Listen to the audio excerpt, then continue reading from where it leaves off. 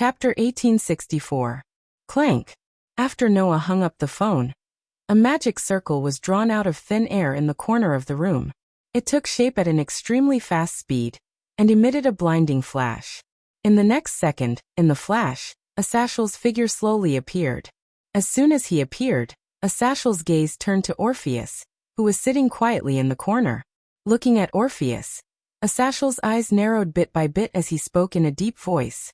"I didn't expect you to be here, Orpheus." Asashel? Orpheus seemed to have only just noticed Asashel's arrival. He raised his head slightly and spoke expressionlessly.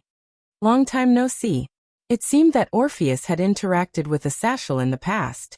Asashel obviously did not look like he was dealing with a stranger as he spoke directly. "Orpheus, the infinite dragon god, the strongest existence in the world. Why are you here?" "Nothing," Orpheus replied with a calm expression. "I just want to see why Drake is so powerful." "Drake?" Asashel was stunned at first, but then he understood and looked at Noah. "Orpheus is talking about you, right?" Noah smiled bitterly and shrugged, silently confirming Asashel's words. "He's different from the Red Dragon Emperor in the past. He's very strong," Orpheus said seriously. "The Sky Dragon can't catch up to me, who is both a dragon god and an infinite dragon. The only dragon stronger than me is the Great Red. However, while he has the power of a dragon, he also has another very strong power." Orpheus looked at Noah. "I'm very curious about that power. If I can get it, I might be able to defeat the Great Red." In other words, Orpheus saw a new possibility in Noah and wanted to use this opportunity to observe Noah, so that he could obtain a new power to defeat the Great Red? It was only at this moment that Noah realized the reason why Orpheus had been following him. "You who claim to be limitless and possess the strongest power, actually want to obtain a new power. How laughable." Asashel's expression turned bitter. However, the governor of the fallen angels suddenly spread out 12 pitch-black wings and gathered the power of light unique to angels and fallen angels in his hands. His arm flashed with light, and he faced Orpheus. "You're the leader of the terrorist forces. Do you think I'll just watch you get a new power and wander around our territory? Does Asashel want to fight me?" Orpheus' expression didn't change at all. Even his voice didn't seem to have any energy as he shook his head. "No, Asashel can't defeat me." "How direct." Asashel laughed bitterly. "However, no one can refute it." As the strongest force on the fallen angels' side, Asashel's strength was even above the Demon King level.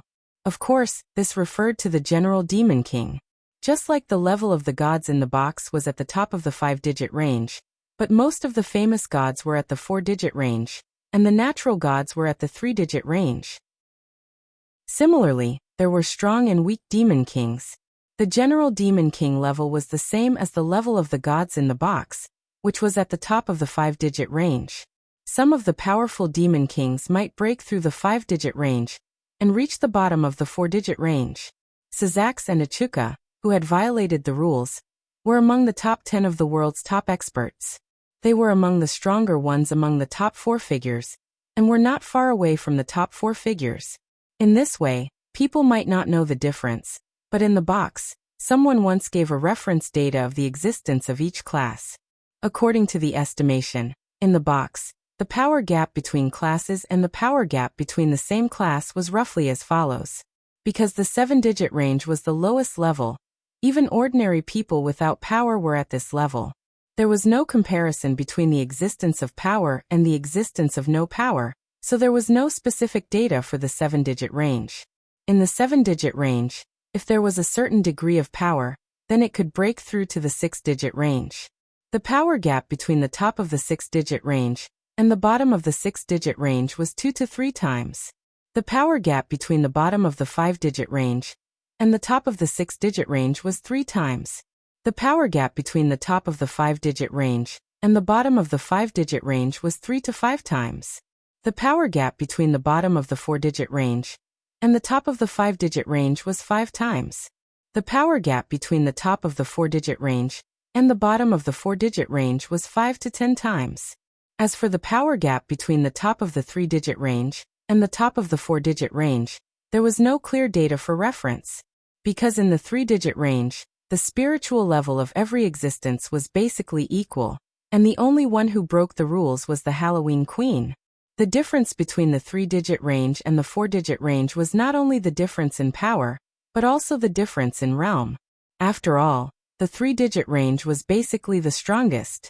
Every existence had the ability to bestow gifts on others, control authority, and possess all the abilities in their own universe. Therefore, the 3-digit range was also known as omniscient and omnipotent. Compared with the 4-digit range, it was almost like heaven and earth. And there was no point in comparing. Even the 3-digit range was like this, let alone the 2-digit range. And the 1-digit range was already the embodiment of the law. Not to mention comparison, it was not even determined whether it existed or not. Of course, there was only a comparison of power here. And the situation was different when it came to a real battle. For example, if there was an existence at the bottom of the 4-digit range with the ability to use water, and encountered an existence at the top of the 4-digit range with the ability to use fire, even if there was a difference of 5 to 10 times in strength, under the restraint of the ability, the gap in the real battle would not be that big. Another example was the existence of curses, poisonous gas, weakening, and other abilities. Even if they encountered an opponent who was much stronger than them, they could still have the advantage. Moreover, there were also people like Maxwell, who was far weaker than Noah in strength, but in the end they relied on their powerful immortal body to entangle Noah for so long. Therefore, the power gap was the power gap, and in a real battle, it was definitely not possible to only look at the superficial gap. However, even so, it was absolutely impossible for Asashel to defeat Orpheus. With Asashel's strength, even if he was much stronger than the average demon king, he was still much weaker than surpassers like Syzax and Achuka. Orpheus, on the other hand, was a 3-digit range. The gap between the two was really too big. Asashel was naturally aware of this. Immediately, Asashel patted Noah's shoulder. Unfortunately, I'm not the only one here. With this kid, what will the result be? Orpheus seemed to have not expected Asashel to suddenly say this, and was momentarily stunned. After recovering from his shock, Orpheus turned his head, looked at Noah, and asked, "Do you want to fight me?" "No," Noah said without hesitation. "It's too troublesome." "Oh." Orpheus nodded, and looked at Asashel again. "You won't fight me, so you still can't beat me." "No way." Asashel moved closer to Noah with a frown. "Aren't you being too direct with your words?" In response, Noah simply said, "I didn't ask you to fight me. I didn't ask you to come here to fight. If I just wanted to fight, I alone would be enough. Why would I need a burden like you?" Asashel was speechless on the spot. Coincidentally, Orpheus even added another sentence. "Is Asashel a burden?" "He's a burden," Noah said. "If the two of us fight, do you think Asashel can intervene?" Orpheus thought for a moment, and then shook his head. "Right." Noah shrugged. "Since he can't intervene, what is he if not a burden?" "I see." Orpheus nodded. "Asashel is a burden, I'll remember that. Don't call me a burden. No matter what, I'm still the governor of the fallen angels. I'm not weak at all. It's just that the two of you are breaking the rules." Asashel couldn't take it anymore and shouted, "Is that my fault? Bastard!" After saying that, Asashel sat in front of Noah and stared at him. "And then? What do you want from me?" "I want to discuss something with you." Noah finally got to the point. "Ask all the factions to withdraw the arrest warrant for Orpheus." Chapter 1865. Have all the forces withdraw the arrest warrant for Orpheus. When this sentence came out of Noah's mouth and echoed in the surroundings, the atmosphere of the entire room changed. Asashel's expression became dignified. He frowned and looked straight at Noah. "Why?" "Nothing." Noah met Asashel's gaze. "It's just that I found that Orpheus is not as dangerous as we thought. I can stop her from acting with the disaster squad. In this way, there is no need to continue to arrest Orpheus, right? You have a way to stop Orpheus from acting with the disaster squad." Asashel's eyes lit up and he quickly asked, "Really? There is no need to lie to you," Noah said. "Just leave Orpheus to me. I will be responsible for looking after her. If anything happens, I will bear the responsibility. Since you've put it this way, there shouldn't be a problem. Asashel glanced at Orpheus, then smiled bitterly again. But Noah, if you want to withdraw the arrest warrant for Orpheus, I don't think it will be that easy. Oh. Noah's expression did not change. Why? You're asking the obvious. Asashel sighed. Even if you can guarantee that the criminal will not commit any crimes in the future, can you write off the crimes he committed before? That was right. Even if it was guaranteed that Orpheus would not participate in the activities of the disaster squad in the future, the fact that this infinite dragon god was the leader of the disaster squad in the past could not be ignored.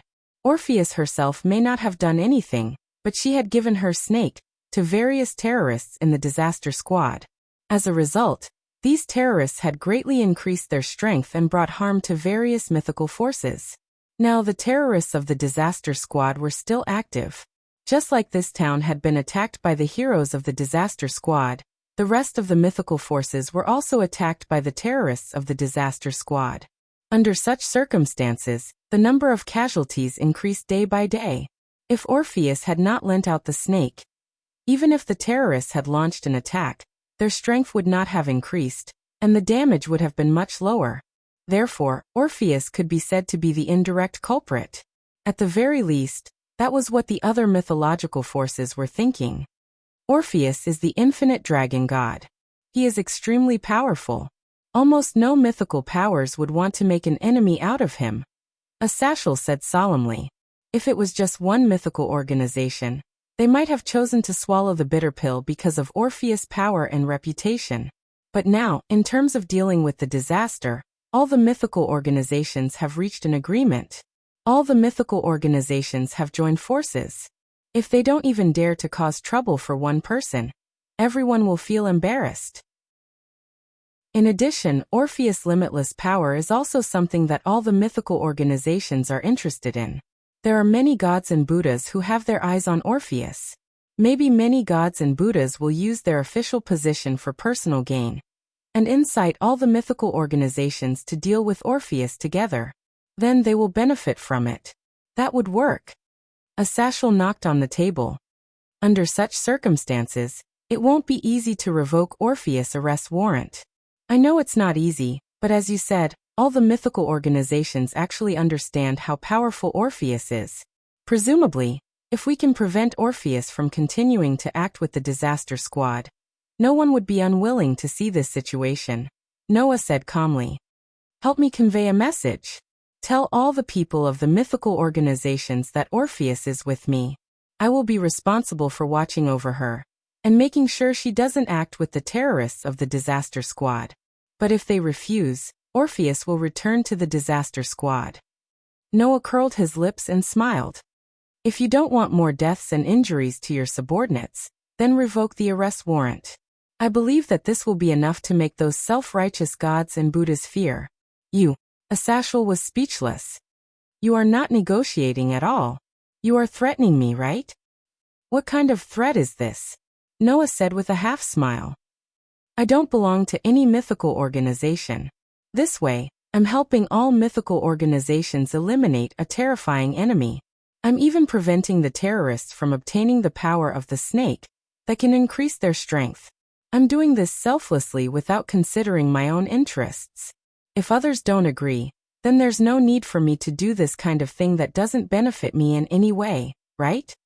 In other words, Noah turned a legitimate threat into a selfless help. Asashel could only choke on his words.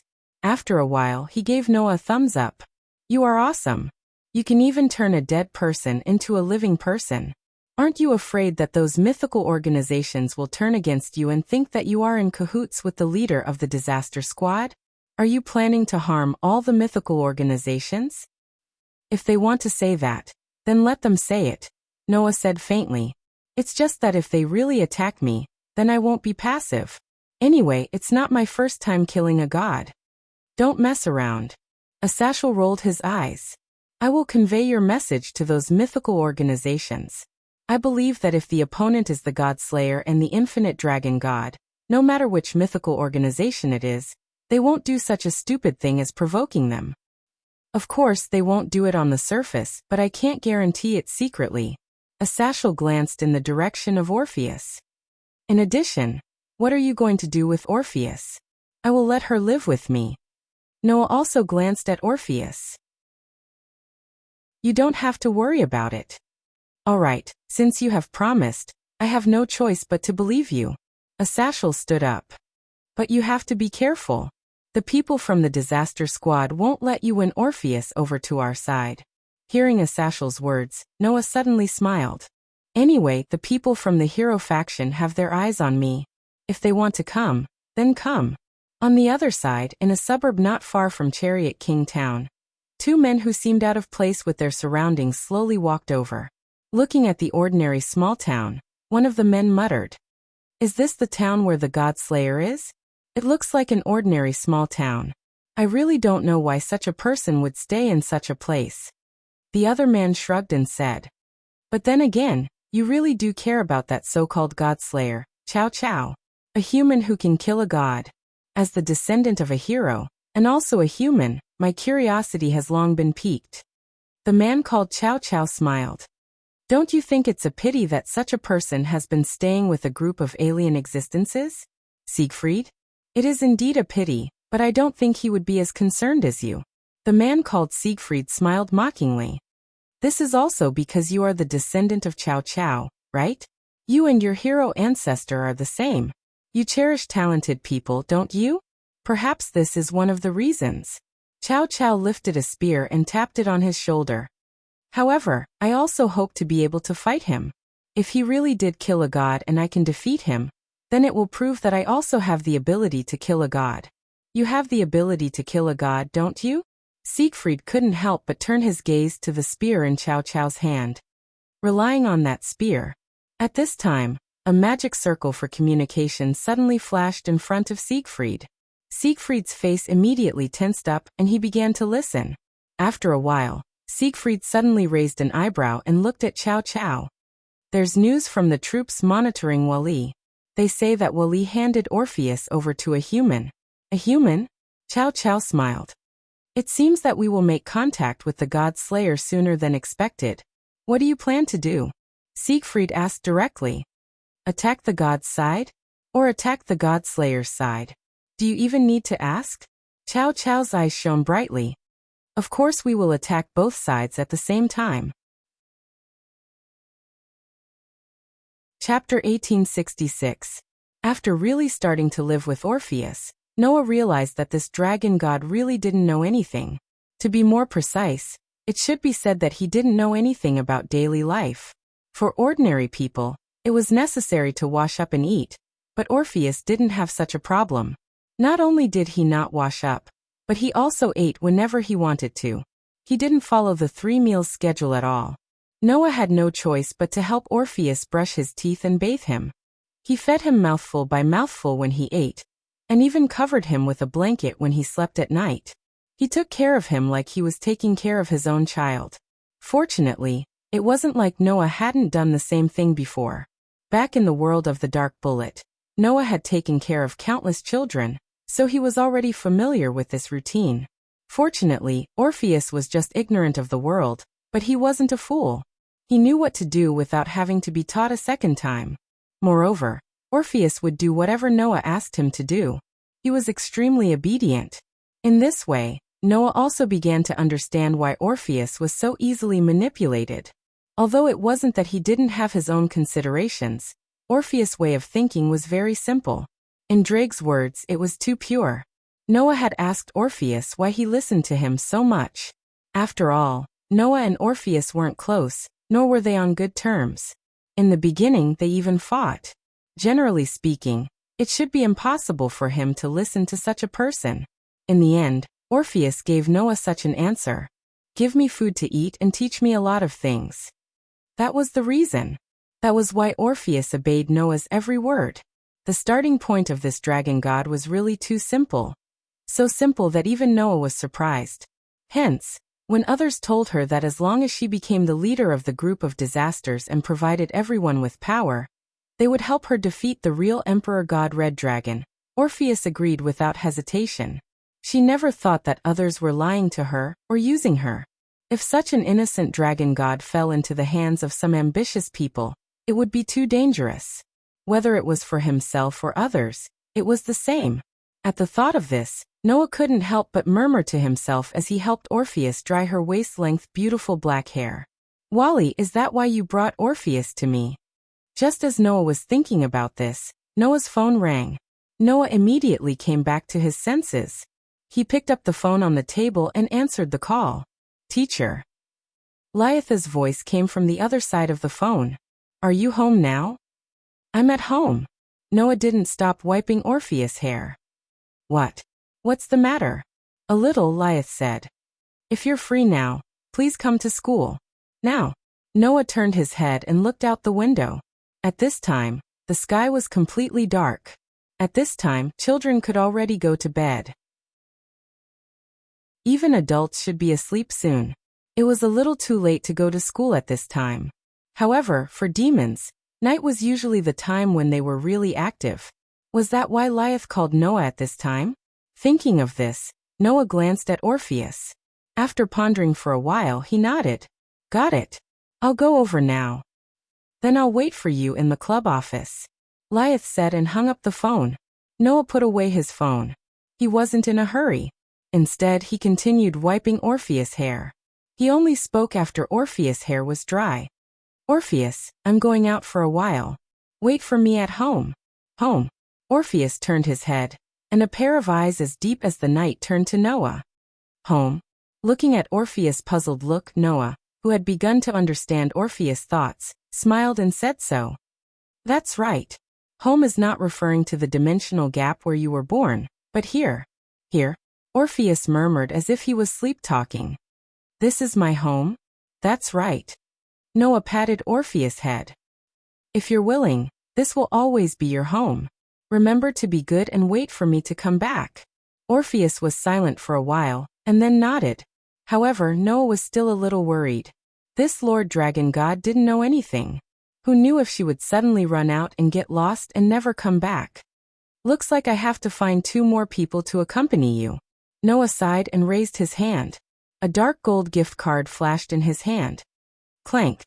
In a flash, 2 small swords emerged from the dark gold gift card. As soon as they appeared, the 2 small swords immediately trembled and emitted a dazzling light.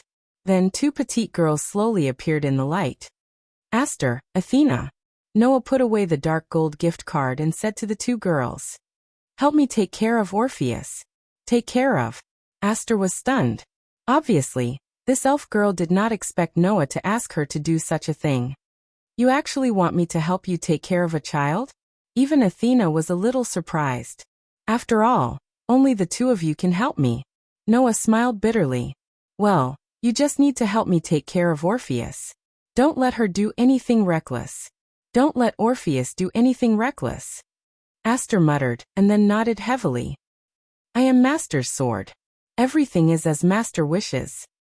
I really want to object. Although I have taken care of countless warriors, I have never taken care of a child.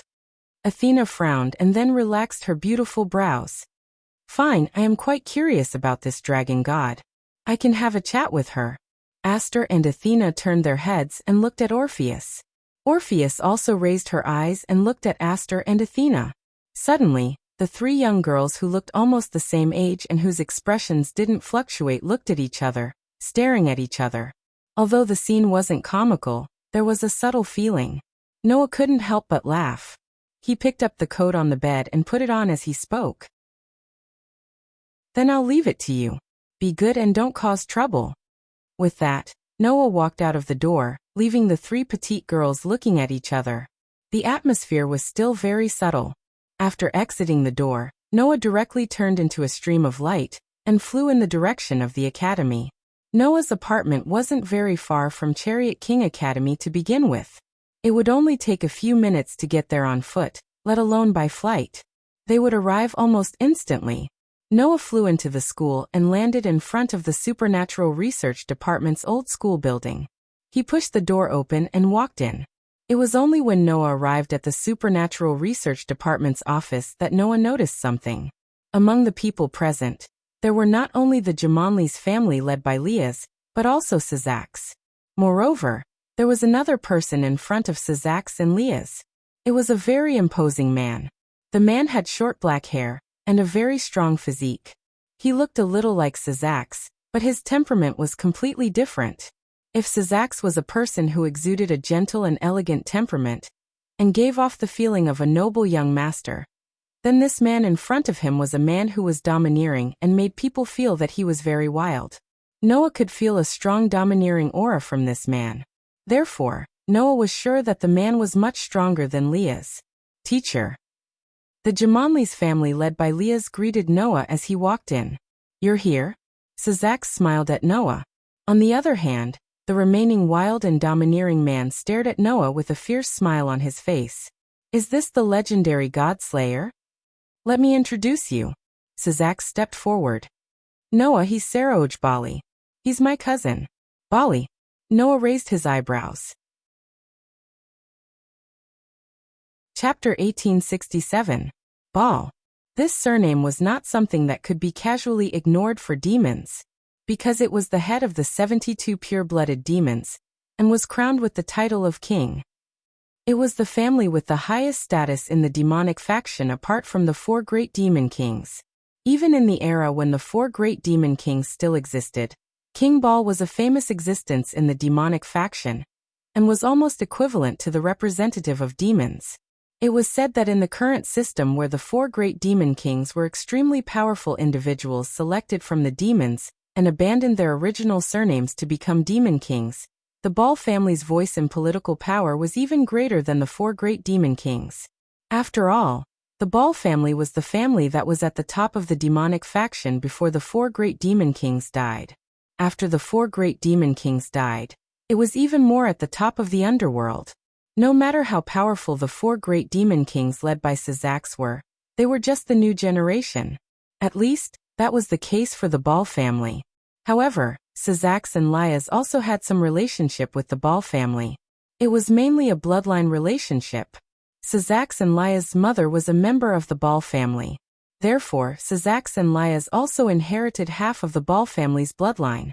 And those who inherited the bloodline of the Baal family had a chance to awaken the bloodline power of the Baal family. That was the power of destruction. Both Sazaks and Lias had the power of destruction. The source of this power was the bloodline of the Baal family. Therefore, this person named Saroj in front of them was Sazaks and Lias' cousin. By the way, Saroj and I are the new generation of demons of the same era, and the number 1 of the new generation of demons. Lias smiled at Noah. Just like I'm going to inherit the next head of the Gimli family, Saroj is the next head of the Baal family. It's fine if you don't introduce that kind of thing, Lias. Saroj waved at Lias, but his eyes did not move away from Noah. In front of an existence that can even kill a god, I, a new generation demon, am only a child no matter how famous I am. Although that was what he said, Saroj's smile was extremely imposing. Saroj added another sentence. If possible, I really want to spar with you. Hearing this, Noah raised his eyes slightly and met Saroj's gaze. Noah could see an astonishing fighting spirit and will to fight in Saroj's eyes. It was different from the burning fighting spirit that Leola released out of instinct. Instead, it was an unyielding fighting spirit that wanted to challenge any powerhouse in the world, improve herself, and constantly improve herself. Along with the battle intent came a powerful aura and boldness. Feeling the powerful aura and boldness, the expressions of Yudu, Genova and Irina, who were combatants, turned serious. Even Kitten, Laybel, and Los Valles tensed up. As for Aisha and Gasper, they subconsciously hid behind Lias and Junai. Sazaks was the only one who still had a smile on his face, and even said so. Since that's the case, why don't you two give it a try? That one sentence made Noah and Saroj raise their eyebrows at the same time. Brother. Riaz was shocked. However, Sazaks did not seem to realize what he said as he looked at Noah and said so. Saroj is the number 1 of the new generation of demons. Back then, at the gathering of the new generation of demons, you should have seen him once, right? Hearing Sazaks's words, Noah remembered. Back then in the underworld, There was indeed a gathering of the new generation of demons. At that time, Noah had also appeared. Furthermore, he had been received by the 4 demon kings and was on equal footing with them. After that, the new generation of demons announced their dreams in front of the 4 great demon kings and many ancient demon families. At that time, the next leader of the Baal family did appear. That person was Sarauj? I remember now. Noah looked at Sarauj as if he suddenly realized something. You're the new generation demon of the Baal family who announced that you wanted to become the demon king, right? So you still remember me. What an honor. The smile on Saroj's resolute face began to have a hint of intimacy. At that time, Your Excellency's bet with Diodora of the Astaroth family is still a legend to this day. To be honest, the strength Your Excellency displayed at that time was a shock to us, the new generation of demons, and even the ancient demons. It was also at that time that I realized that my cultivation was still insufficient, and have been working hard to train. I see. You've trained? Noah looked at Saroj in a new light. It seems that the spirit I feel from you is the real deal. It was rare for demons to train themselves. That was because the lifespan of demons was too long compared to humans. At least, there were almost no demons who truly died of old age. Therefore, for demons who had tens of thousands of years, as long as they lived long enough, they would naturally become stronger. It was a foolish thing to spend all of one's years on tempering. Moreover, demons placed more importance on magic power than their bodies. The purer the demon's bloodline, the stronger their talent in magic power. This way, as long as they could survive, the pure-blooded demons would continue to become stronger. Therefore, it was indeed a rare thing for demons to train. That's why I want you to fight with Saroj, Sazak said. Saroj is the absolute number 1 among the new generation of demons. In terms of strength, he has even surpassed many ancient demons. Many people want to know how strong Saroj is, and I am the same. I see. Noah pursed his lips. Do you want me to help you evaluate? I don't mind. Saroj showed a fearless smile. It's a good opportunity to let the famous Godslayer see how strong my fists are. An astonishing fighting spirit began to be released from Saroj's body. Noah immediately looked straight at Saroj and stared at the astonishing fighting spirit in his eyes. The corner of his mouth slowly curled up. In an extremely vast gymnasium. At this time, a group of Jimenez's family members, including Sazak's, had arrived and stood at the side. In the center of the gymnasium, Noah and Saroj faced each other and maintained a distance. Their eyes met in the center. Looking at Noah and Saroj, Sazak took a step forward. This is a field replicated with magic power. Although it's not in an alternate space, but in the underground space of Chariot Town, the field has been reinforced. Even a full blow from a superior demon would find it difficult to leave a mark on it. You can fight to your heart's content. Even the battlefield has been prepared. This Sazak seemed to have expected this situation, and prepared everything in advance. While Noah was thinking this, Saroj calmly took off his jacket. Under Saroj's clothes was a set of training clothes. And the body wrapped in the training clothes was very strong. His muscles were very obvious and his fists were as hard as rocks. Because I can fight at any time and train at any time, I would wear the training clothes even during normal times. It seems that this decision was right. Saroj suddenly smiled. A Godslayer, and the Red Dragon Emperor at that. Such an existence should be the strongest opponent I've faced so far, so I won't be merciful. As soon as his voice fell, bang, accompanied by a burst of wind, Saroj fiercely stomped on the ground with an astonishing force.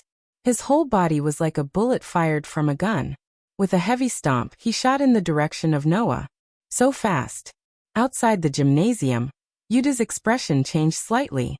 Saroj's speed made Yudu, who was a knight, change his expression as he shot in front of Noah. Before he arrived, his fist had already violently blasted out. Boom! Like an invisible cannonball.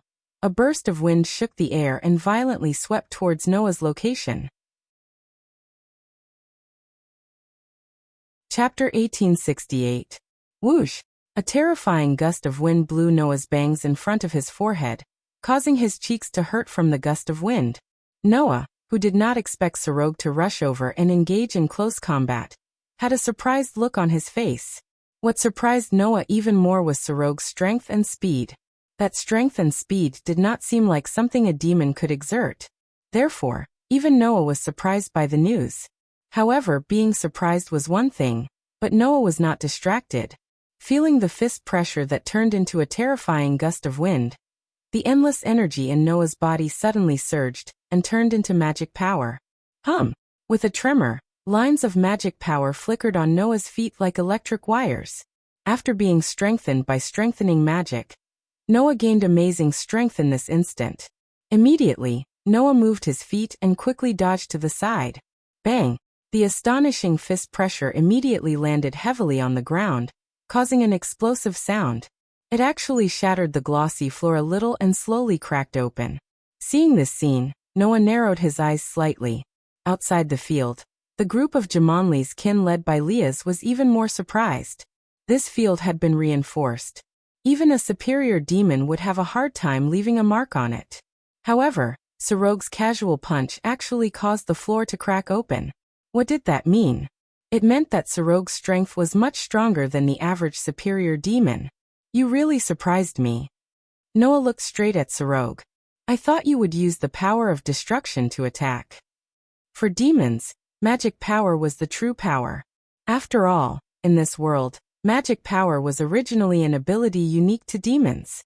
The power that demons relied on themselves and imagination to trigger supernatural phenomena was magic power. And the power that reproduced magic power through rituals and spells, so that humans could use it, was magic and magic. Therefore, in this world, magic power was a power exclusive to demons, just like the power of light of angels and fallen angels. In the demon world, demons generally valued magic power. If they did not have talent in magic power, they would even be regarded as trash. Moreover, in magic power, there were also parts of magic and magic that could not be reproduced.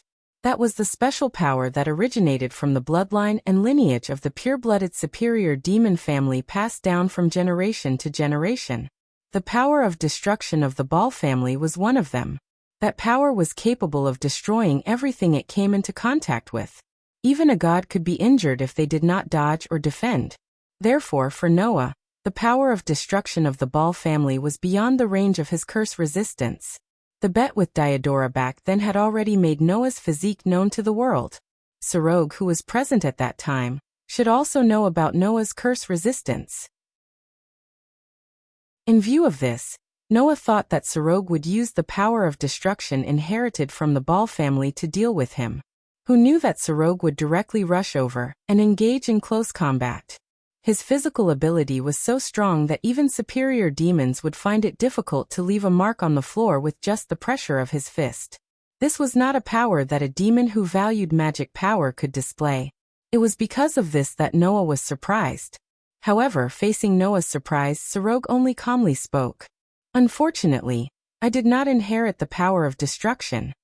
Did not inherit the power of destruction? Noah was stunned. Did not inherit the power of destruction? The next master of the Baal family did not inherit the power of destruction passed down from generation to generation? Was this a joke? I am not joking. I indeed did not inherit the power of destruction of the Baal family. I did not even have magic power when I was born. My talent in magic power is practically zero. No, it should be said that it is completely zero. Sarog said righteously. Everyone in the family regarded me as trash without the power of destruction, and without magic power. But I wanted to prove that even without magic power, I was not completely useless. Therefore I trained this body. After saying this, Sarog squatted. His legs were like pillars on the ground. His fists were clenched, and his whole body shook with a powerful aura. This body is my greatest weapon, and also my only weapon. You will only face my fists, not magic power. In the next moment, a sharp whistling sound was heard as Sarog's fist violently punched out. The astonishing pressure of his fist shook again, turning into an invisible cannonball that violently swept towards Noah. Noah did not hesitate and directly dodged. Pung dash. The pressure of the fist that landed in the air once again bombarded the ground, causing the ground to suddenly burst open like a spider web, and cracks spread out. Although his fist missed, Sorog's fighting spirit became more and more valiant. He simply carried a powerful domineering aura and courage, and directly rushed in front of Noah. Hoo-hoo-hoo-hoo dash. A series of continuous whistling sounds rang out. That was the sound of Sorog's fists turning into fist shadows and fiercely attacking Noah like a storm. Facing the continuous punches formed by the fist that surpassed the power of ordinary superior demons, even the most superior demons would be frightened.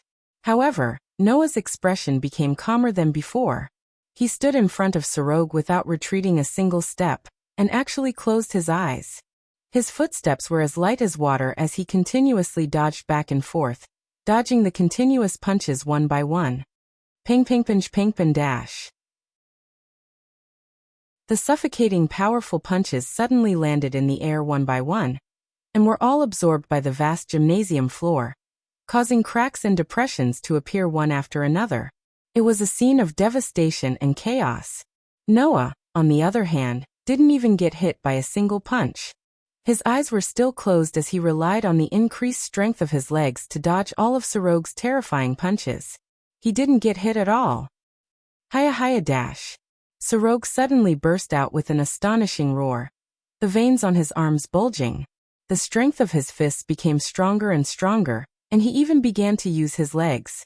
His punches and kicks turned into a violent storm of attacks, mercilessly venting towards Noah. Noah, on the other hand, seemed to know where Sorog's attacks would land. He closed his eyes tightly, and like a lone boat drifting in a storm, he retreated and dodged, appearing to be in imminent danger and on the verge of collapse. In the end, Sorog's attacks did not hit him at all. Gradually, following Sorog's fierce attacks, Noah's rapid retreat and dodging, the entire vast gymnasium's floor was shaken to the point that it was covered with cracks from the astonishing punches. Looking at the scene, the expressions of the Jumanli's kin, led by Lyeth, became solemn. Everyone, Lyeth said in a deep voice. What do you think? Very strong. Genova gave a heartfelt evaluation. Let's not talk about Mentor first. Sorog is really strong. Just the strength of his punches and kicks is far beyond the average superior demon. Even the Rook, that can enhance attack and defense, is not as strong as him. Right? His speed is also astonishing. Yuta stared at Sorog, who was in the midst of his fierce attacks. Although I'm not satisfied, even if my speed is enhanced as a knight, I'm still much weaker than Mr. Sorog, right? So this is the number one of the new generation of demons. Irina could not help but say. He's too strong. I finally know why even Minister Lyeth can't compare to him. It's really amazing that he could reach this level just by training his body. Los Valles' expression unknowingly became solemn. The reason why he could become the next head of the Ball royal family without inheriting the power of destruction is because he has this power that far surpasses the demons of his generation. Right? Mentor. Aisha said worriedly. Will Mentor be all right? Hearing Aisha's words, Labelle could not help but cast a worried look at Noah. Even Gasper could not help but poke his head out from behind Junai and look at the arena. It's fine. Kitten, on the other hand, stared at the center of the arena and said so. The opponent is strong, but Mentor is stronger. Chapter 1869. Bomb. With another explosion, the cracked floor of the gymnasium was finally blasted apart by a powerful punch. A crater was blasted open, and wood chips and debris were scattered all over the place like gravel and rubble. Noah and Sorog retreated quickly, putting some distance between each other. With the crater as the center, they returned to a standoff. Then Noah slowly opened his eyes. In the face of that terrifying attack, there was not a trace of damage on his body. Sorog stared closely at Noah. His expression was solemn. He opened and closed his palms and moved his feet. His eyes never left Noah's body. Then Sorog spoke. As expected of an existence that can even kill a god. Until now, you have not launched an attack, not used your power, not even the legendary god's annihilation. You have only relied on magic to strengthen your leg strength to dodge all of my attacks. You are much stronger than I thought. Hearing that, Noah smiled slightly. Relying on his superb senses and leg strength that was comparable to a 5-digit divine being, Noah had completely grasped the rhythm and trajectory of Sorog's punches. Dodging all of the attacks was not a difficult task. You are also much stronger than I thought. Noah glanced at Sorog. And you haven't used your full strength yet, right? This one sentence caused everyone to be shocked. Oh, Sorog suddenly smiled. Why do you think I haven't used my full strength? Isn't that obvious? Noah shrugged. You have been attacking for so long, and you still don't look like you're panting. If you have used your full strength, you should be feeling tired by now, right? Only after Noah said that did Lias and the others realize what was going on. Sorog smiled bitterly and scratched his head. Damn it, you exposed yourself so quickly. I was thinking of at least giving you a surprise later. As he said that, Sorog's eyes suddenly focused. On Sorog's limbs, strange patterns began to flash. This is a technique that can increase the load and make my body bear the weight at all times. Sorog's voice echoed clearly. Let me show you my full strength. The strange patterns seemed to dissipate and gradually disappeared. Boom. In the next moment, with Sorog as the center, a powerful wave rushed out and turned into a whistling hurricane that swept out. The surrounding atmosphere suddenly became chaotic. The entire gymnasium began to shake. As the pupils of Jamonli's followers shrank, the wave that burst out from Sorog's body turned into a mist-like light that covered his entire body. That is. Kitten was shocked. That is Chi. Chi. Everyone stood up in shock. Anger? Lias was a little surprised as well. Sorog can use Chi? Could it be that he has learned immortal arts? No, Sorog did not learn magic, Sizak suddenly said. However, after a long period of training, Saroj accidentally stimulated the Chi hidden in his body. He was able to control his Chi to a certain extent and form Chi that could cause great harm to the human body and greatly increase attack and defense power. In other words, he can freely use Chi without learning any immortal techniques that can control Chi. The kitten couldn't help but tremble a little. I've never heard of such a thing. Chi was the source of life. It could also be called life force, life energy, and so on.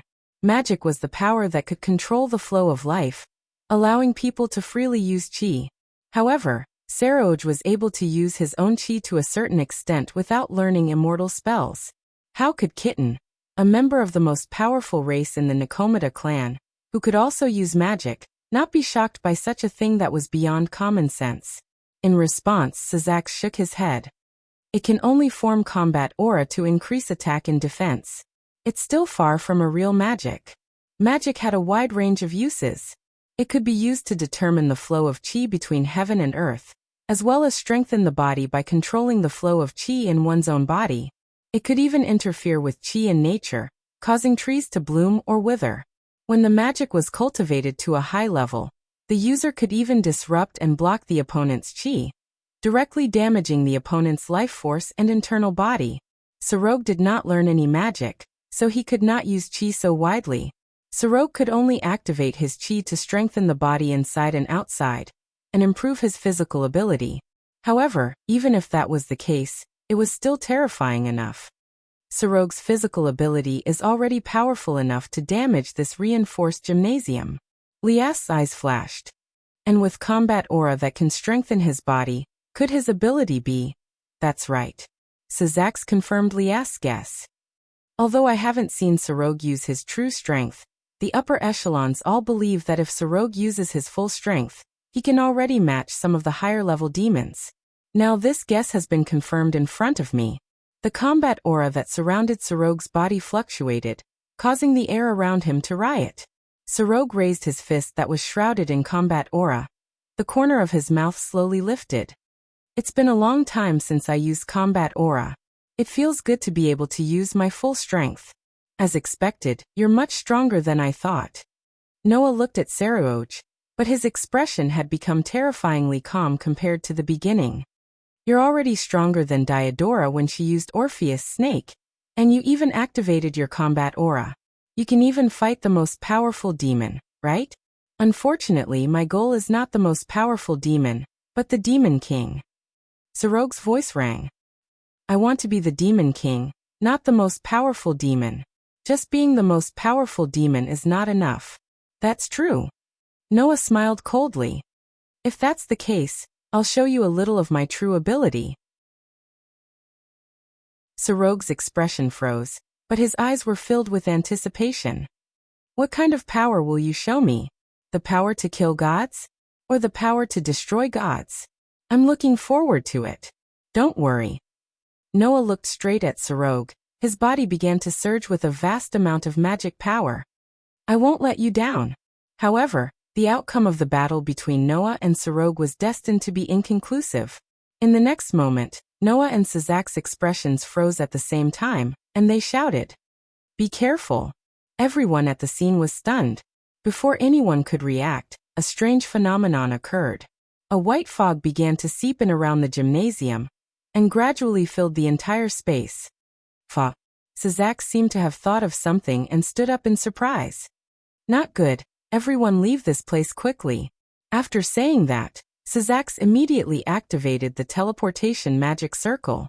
However, almost at the same time, the white fog filled the entire space, covering everyone's figure. Clank! A flash of true red blossomed from the white mist. It was the destructive magic power released from Sazak's body. The fog that came into contact with the destructive magic power was instantly dispelled. However, most of the fog still surrounded the entire gymnasium, covering everyone in it.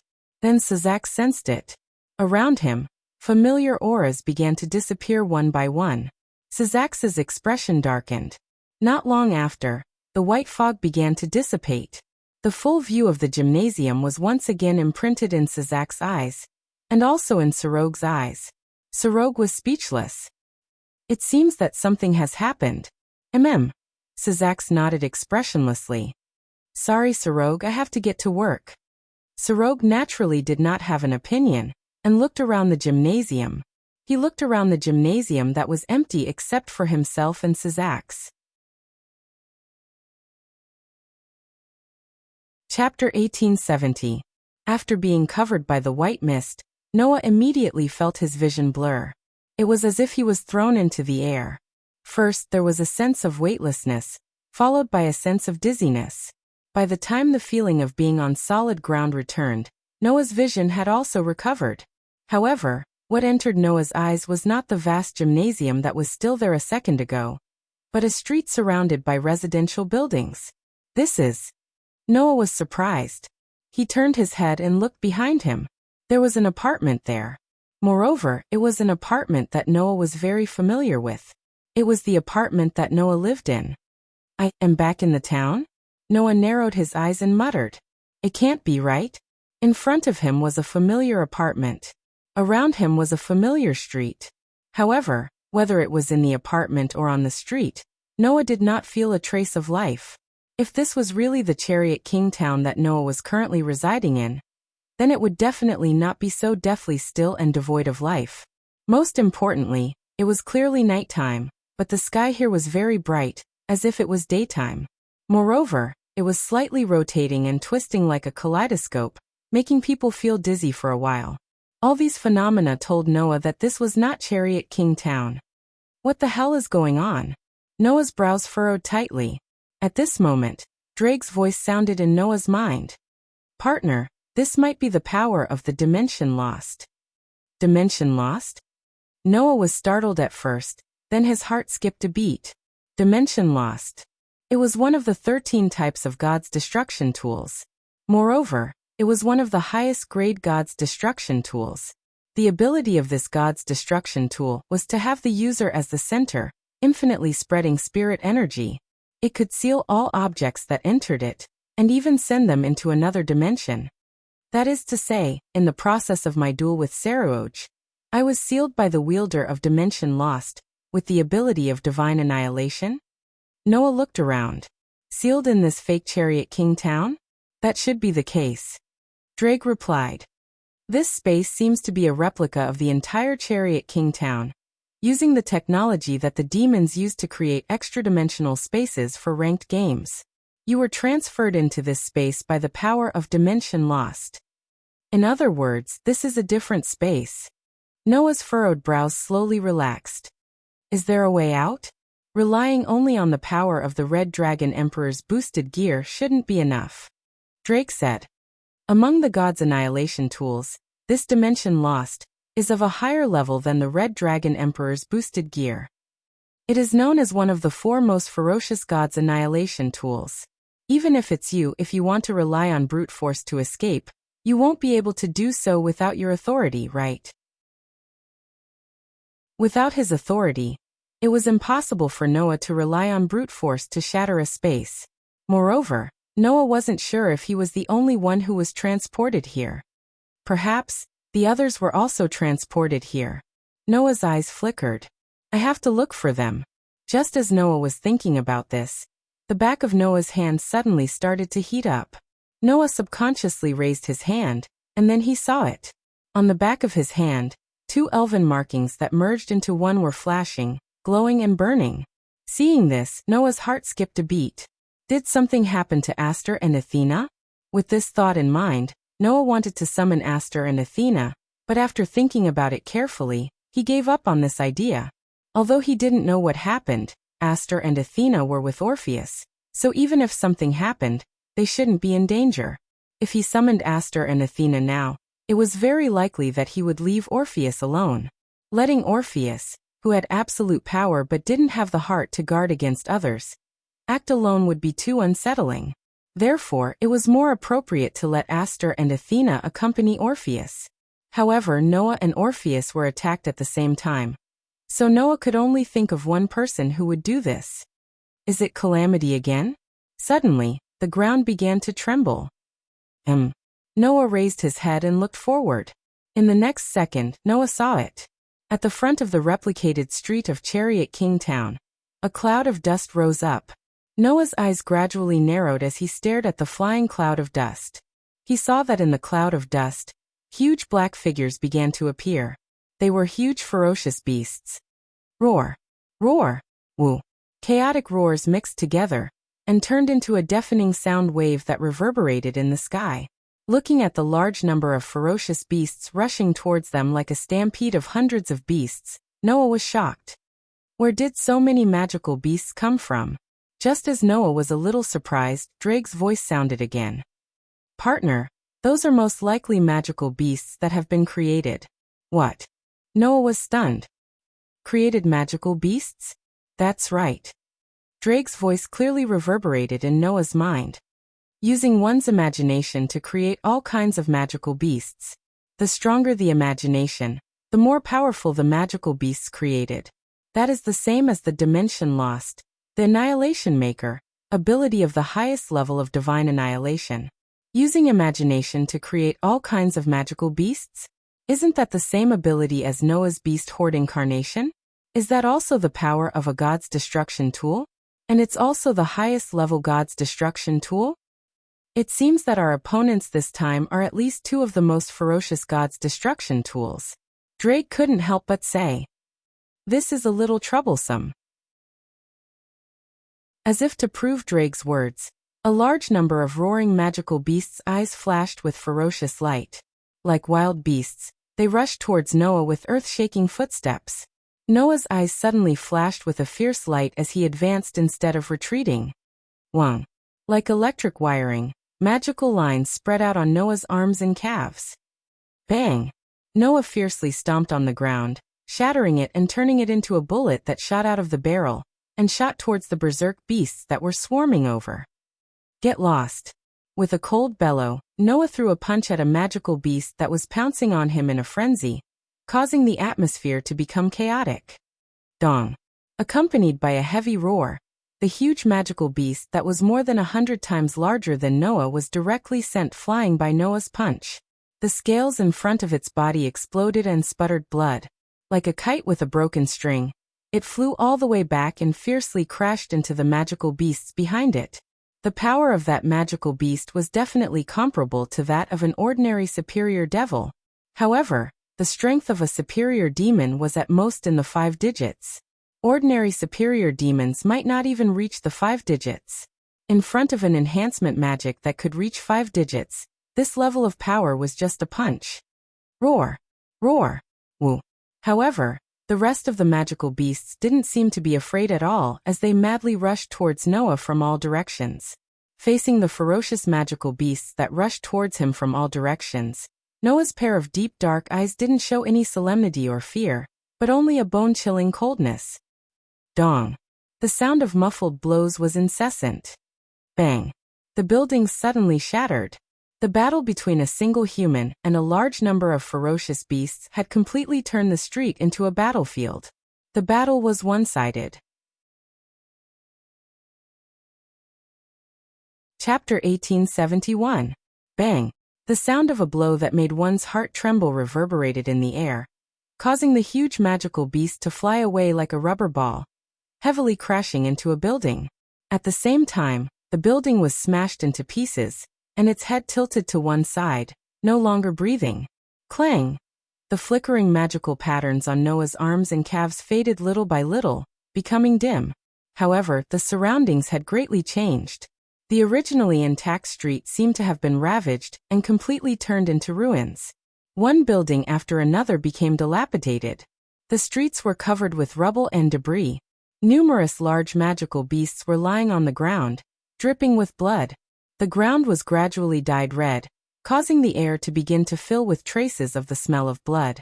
Noah was the only one who was standing in the center of the Azura-like battlefield. Even though he had fought with a large number of magical beasts, his face was still not red, nor was he out of breath. There was not a single trace of injury on his body. Phew. Noah gently breathed a sigh of relief, gradually calming down the excitement in his chest. Is this the power of the Annihilation Maker's godly annihilation tool? Relying on imagination to create all kinds of magical beasts' divine tools. At first glance, this Annihilation Maker's ability was very similar to one of Noah's powers, but there were still some differences. The most fundamental difference was that the beasts created by Noah's powers were just aggregations of energy, without consciousness or wisdom. Rather than calling them magical beasts, it was better to call them puppets. But the magical beasts created by the Annihilation Maker's Annihilation Maker could bleed, breathe, and even have a physical body, completely like a life. If the magical beasts created by the Annihilation Maker could exist forever, then it would be really amazing. After all, that was equivalent to the domain of creating life. However, the magical beast's strength is not high, at least much weaker than my beast horde. Noah's words made Dalag's voice sound again. That is only because the holder has not grown up yet. If the holder is stronger, then the magical beasts created will be stronger. Not to mention, since it is a divine tool, then there must be a restriction. If the restriction is used, then the magical beast's strength will be greatly increased, right? Noah nodded and agreed with Dalag's words. Since the opponent is from the Disaster Squad, we will meet sooner or later. Noah looked around. Let's go and see if anyone else was transferred here with me. With that said, Noah was about to move when a rather ferocious aura entered the range of his sensing ability. That aura was not only fierce, but it also had a very dangerous feeling. Noah's eyes focused and he quickly, swoosh. Almost at the same time, a black shadow suddenly shot in Noah's direction, causing a whistling sound to be heard. Its speed was extremely fast. Noah did not even think. The magic in his body rolled, and the magic patterns on his calves flashed again. His whole body was like a ghost, and he dodged to the side. The black shadow that was shooting over at an extremely fast speed suddenly trembled. It suddenly made a turn in midair, rubbing against the air as it streaked across the sky. It flew straight in Noah's direction without hesitation. At the head of the black shadow, the shining fangs were imprinted in Noah's eyes. At this moment, an indescribable feeling rose in Noah's heart. Partner. Dalag's voice also sounded. Those fangs are very dangerous. Don't get bitten. Even without Dalag's reminder, Noah understood this point. Those fangs were very dangerous. If he was bitten, even Noah might not be able to survive. But if it was the other way around, don't be a problem just because I'm bitten, right? Noah abruptly stopped retreating. His deep, dark eyes stared at the black figure that was rushing towards him. He slowly clenched his fists, and the magic patterns on his arms also flashed with light. Just as Noah and the black shadow were about to clash, a somewhat anxious voice sounded. Wait. Wait. Quickly stop. The sudden voice caused the black shadow, which was rushing towards Noah's direction, to suddenly stop. Then, the black shadow swept into the air, flashed above Noah's head, and landed on the ground. Before that, Noah had already turned around. Thus, the black shadow's full appearance was finally completely exposed in the air. Upon closer inspection, it was actually a wolf. A wolf with gray fur all over its body. The wolf's size was not considered large, and was about the size of an ordinary wolfhound. However, such a wolf's body carried an almost terrifying aura, enough to make people tremble in fear. And this wolf clearly had extraordinary intelligence, and the gaze it used to look at Noah with was comparable to that of a human's. However, that pair of intelligent eyes was now filled with a kind of coldness and vigilance. That was vigilance towards Noah. The other party, obviously, had also discovered that Noah was not simple. At this time, two figures appeared from the top of a building not far away. They jumped down and landed on the ground. They were two young girls. Meow. One of the girls looked at Noah, who was facing off against the dangerous wolf, and was surprised. Isn't this the little brother Godslayer that our Bain thinks highly of? Bain. That was Kitten's real name. There was only one person who would call Kitten that. That was Kitten, who had once depended on each other for survival, became a reincarnated devil, but killed her own master, and became a wanted criminal in the demon realm. Her talent in magic, sorcery, and immortal arts was almost astonishingly high, and her strength was comparable to the highest level of demon Nicomeda Black Song. It's you. Noah frowned. Why are you here? I also want to know. On Black Song's delicate face, the surprise slowly faded, and was replaced by a coquettish and seductive smile. But by the time I reacted, I had already been transferred here with Luffy-chan and Fenrir-chan. Meow. Fenrir? Noah's eyes flashed, and his gaze turned to the dangerous gray wolf. So that's how it is, it's Fenrir? The most ferocious demon wolf in Norse mythology. Fenrir. If it was it, the reason why even Noah felt that its fangs were very dangerous could be understood.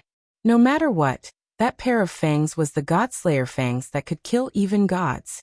With Noah's current physical strength, if he was bitten by those fangs, he would definitely die.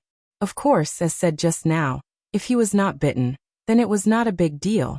After all, although Noah felt a dangerous aura from Fenrir, he did not feel threatened. Thinking about it, just like what Syzax and Asashel said, although Varley got Fenrir from Loki, it was impossible for him to completely control the existence of the top 10 in the world. Although the aura of Fenrir was very fierce and dangerous, it was not as strong as Noah imagined. It should be that Varley, in order to be able to control Fenrir, caused Fenrir's strength to decrease a lot, right? Fenrir was taken by Varley, and now you are working with Fenrir? Noah cast his gaze on Black Song again. You became a member of Varley's team? Because the other guys are too boring. Black Song shrugged helplessly. But my captain is much more interesting. He is only interested in the strong. He is also known as the cat elf race. It is more fun to follow Varley. Meow. How you want to play is your business. Noah glanced at Fenrir. But, when you play, I hope you can control your dog well. Otherwise, if you suddenly attack people like this, be careful that you will be slaughtered. Roar. Fenrir suddenly growled, and its four limbs began to tighten. Its eyes that stared at Noah were full of murderous intent and fierceness. Seeing this, Noah just curled his lips and smiled. He raised a fist that was faintly flickering with magic patterns, causing waves of magic to surge. A sense of hostility filled the space between Noah and Fenrir. On one side was the Godslayer. On the other side was the Godslayer wolf. The two existences that had the ability to kill gods seemed to repel each other, and both released undisguised hostility. Chapter 1872. Compared to before, Fenrir's power had indeed declined a lot. If the previous Fenrir was at least a 4-digit power level, and was one of the most powerful among the 4-digit power level, then now it was only at the 5-digit power level. If Noah only used magic after the third perpetual intelligence, then it would also be at this level. At this time when Aster and Athena were not around, Noah and Fenrir's power was about the same. However, other than the 5-digit power, Whether it was Noah or Fenrir, they still had other weapons. Noah had the god's vanquishing tool. Fenrir had the god's fangs. Although the latter's weapon was very terrifying, as mentioned before, as long as one was not bitten, then nothing would happen. But Noah's god's vanquishing tool was different. Once the god's vanquishing tool that could multiply one's power was used, Noah would completely suppress Fenrir. If it was the previous Fenrir, Noah would still need to treat it seriously. However, the current Fenrir only needed to be careful of its fangs. Then it would not be a big enemy to Noah. Do you want to fight me here, Nordic magic wolf? Noah said to Fenrir with a smile that was not a smile. I won't be merciful to you for Wally's sake. Roar. Fenrir growled again. Its gray fur began to stand up, and its whole body fluctuated with a fierce and powerful aura. This demonic wolf's enmity towards Noah was not an ordinary kind of great. Moreover, from the beginning, it showed an astonishing hostility towards Noah. Therefore, Noah did not need to be too polite to Fenrir, and directly provoked it. And this situation made Black, who was at the side, a little excited. What? The God-slayer and the God-slaying wolf want to decide the winner here? Good. Hurry up and fight Meow. This evil cat looked as if it wanted to see the world in chaos. On the contrary, the other girl beside Black came forward in a panic. No. They couldn't fight here. Fenrir sauce. The young girl's obstruction reduced the hostility on Fenrir's body by quite a bit, but the eyes that looked at Noah were still filled with coldness and vigilance. I'm really sorry. The girl stood beside Fenrir and kept bowing and apologizing to Noah. Fenrir sauce seems to think that you are very dangerous, so he offended you like this. He was just worried that something would happen to us. He didn't really want to hurt anyone. I apologize to you on his behalf. I'm really sorry. This was the reason why Fenrir had such a strong hostility towards Noah, and why he had directly attacked Noah in the beginning. Just as Noah was aware of the danger of Fenrir's fangs, Fenrir was also keenly aware of the terror of Noah. Therefore, he attacked Noah from the beginning, and was so hostile to Noah. Although he had wisdom not inferior to humans, Fenrir was still a demon after all. His way of thinking was closer to that of a beast. Instinctively aware of the terror of Noah, this demon wolf didn't hesitate to eliminate the threat. It was really pure. However, the famous demon wolf in Northern Europe seemed to be quite obedient to the girl who was constantly bowing. Under the girl's obstruction, he didn't have the intention to attack again. No, it should be said that he was observing, right? After all, Fenrir's eyes were still full of vigilance when looking at Noah. Noah didn't pay attention to Fenrir anymore, but looked at the girl who was constantly bowing. She seemed to be only 14 or 15 years old, the same age as the kitten. The girl wore a tall wizard hat on her head and a cloak on her back. She was dressed like a witch, but whether it was the hat or the cloak, they weren't black in color, but dark blue. There were also star patterns on them, which added a lot of cuteness. The girl seemed to be a foreigner, with a head of golden curly hair. At first glance, she was just a cute girl. However, Noah felt a strong magic power from the girl. It didn't refer to the magic power unique to demons, but the same as Noah's, magic power used to use magic and magic. In other words, the cute girl in front of him was a magician. This girl should be the Luffy that Black Go was talking about, right? Looking at the girl who was constantly bowing to him with an apologetic expression, Noah couldn't help but sigh, loosening his clenched fist. Forget it, I didn't expect you to be transferred here. Could it be that Varley was also transferred here? Yes, Luffy quickly replied. We just got in touch with our companions in the team. Except for Captain Varley, the rest were transferred here. This is the work of Dimension Lost, right? Black Go licked his lips, as if he didn't realize how flirtatious his action was. His eyes were fluctuating with coldness. Those guys from the Heroes faction are finally planning to make a move against us? In other words, Dimension Lost, one of the 4 highest grade gods' extermination tools, is the possession of the Heroes faction? But why would the Heroes faction make a move against you? Noah looked at Black Go. In a terrorist group, I won't talk about companions, but you are at least members of the same organization. Is your relationship so bad? There's no other way. Who told our captain to take Orpheus by his side without permission? and even gave her to you, an enemy. Black Gus spread his hands. You'll definitely be treated as a traitor, meow? Just as this sentence fell from Black Ge's mouth, a voice resounded. Classifying you as traitors is only one of our plans. After all, you are too unrestrained. If we let you do as you please, who knows when you will ruin our plans. So, we simply recruited all of you. Are you satisfied? Along with such a voice, the atmosphere at the scene became sinister. Noah narrowed his eyes, turned his head without any surprise, and looked at a building in the distance.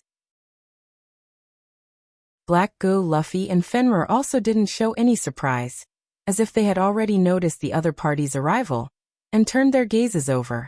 Immediately, Noah and the others saw it. At the top of a building in the distance, a person was standing, a black-haired man wearing a Han costume, with a rather upright appearance, who looked like he came from a big country in the east.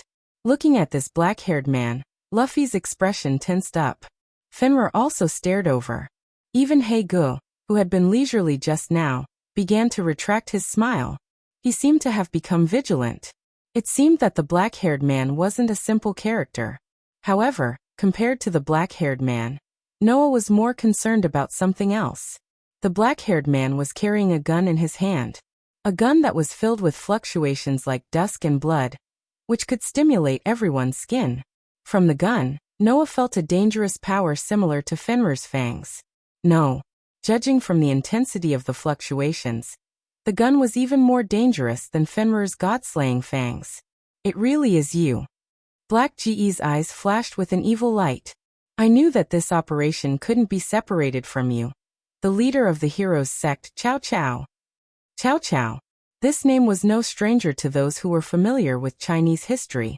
He was the monarch of the Wei Kingdom at the end of the Eastern Han Dynasty, a character recorded in famous works such as Records of the Three Kingdoms and Romance of the Three Kingdoms. The heroes' sect was a human clan with the bloodline of heroes and brave people. The man in front of them was called Cao Cao, and he was also the leader of the heroes' sect. There was no need to guess his true identity. There was no doubt. This man was the descendant of Cao Cao, the monarch of the Wei Kingdom at the end of the Eastern Han Dynasty. He had Cao Cao's bloodline, and even had a name. The one over there is the famous Godslayer, right? Cao Cao's gaze fell directly on Noah. I finally meet you, the human with the god-slaying power. After learning of your existence, I have always wanted to meet you. I even prepared this stage for this. I don't know if you are satisfied? His tone was quite calm. However, anyone could hear the provocation in his words. Chapter 1873.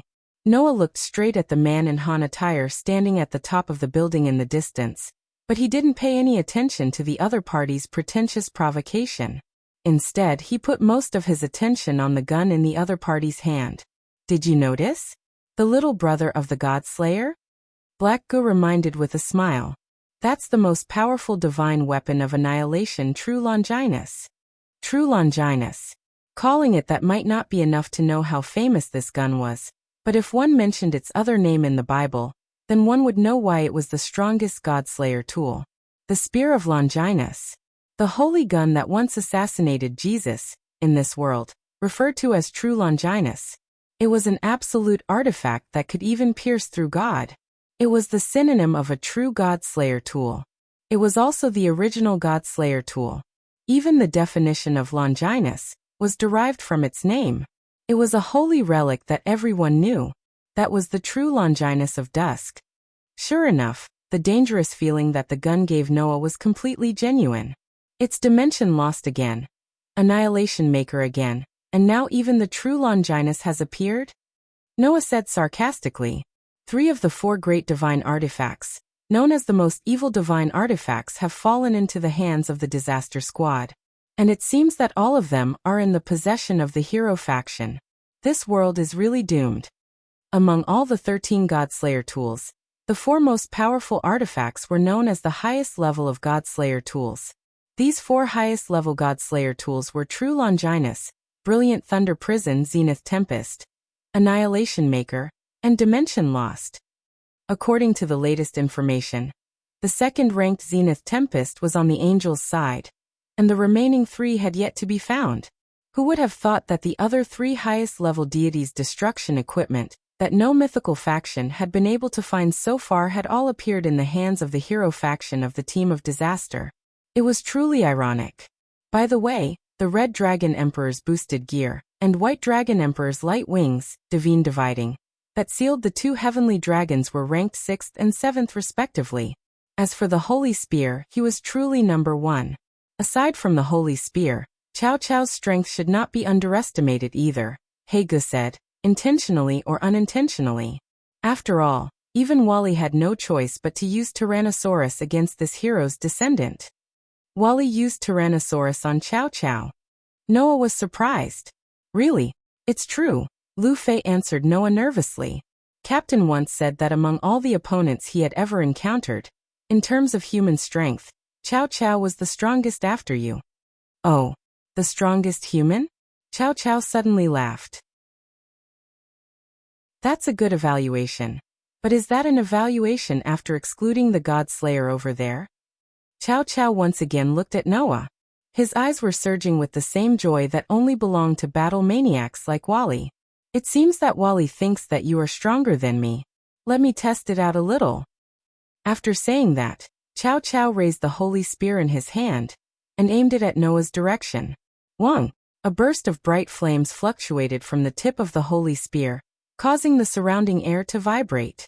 The flames were solemn and sacred, giving people a suffocating feeling as if their bodies were tightly strangled.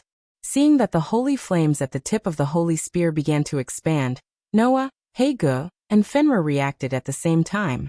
Fenrir directly bit onto Lu Fei's cloak, who did not react in time. Then Noah, He Ge, and Fenrir fled in different directions. At the same time, the holy flames at the tip of the holy spear suddenly exploded, turning into a huge beam of light, shooting out like a meteor and heavily landing at the original location of Noah's group. Dong! The power of the strongest god-slaying tool exploded the entire ground like a nuclear bomb, causing the surrounding rubble, gravel, and even buildings to be drawn in, causing intense flames and shockwaves. In an instant, everything within a few hundred meters was covered, wreaking havoc crazily. In the flames and shockwaves, Noah's arms and legs flashed with magic patterns as he flashed out like a phantom. However, in the next second, Noah's eyes narrowed and without any hesitation he turned around and fled to the side. Almost at the same time, a holy spear fluctuating with holy flames swept out from the flames and shockwaves in front, piercing at the original location of Noah with a faint sound of breaking through the air. And in the flames and shockwaves, Cao Cao's figure holding the holy spear gradually appeared. Dodged. Failing to hit, Cao Cao did not advance rashly, but instead took a big step back.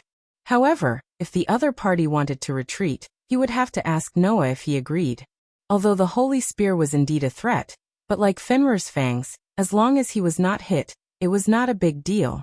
Moreover, Noah, who had some attainments in swordsmanship, knew that compared to swords and sabers, the spear had more advantages in battle because its body was longer than swords and sabers. However, it was more difficult to use than swords and sabers, and its trajectory was easier to see through. Therefore, at the moment when Cao Cao retreated, Noah suddenly stopped, and with the strength of his strengthened legs, he stepped forward with a momentum that could crush the earth. As a result, Cao Cao, who was retreating, suddenly stopped and laughed. I knew you would definitely attack.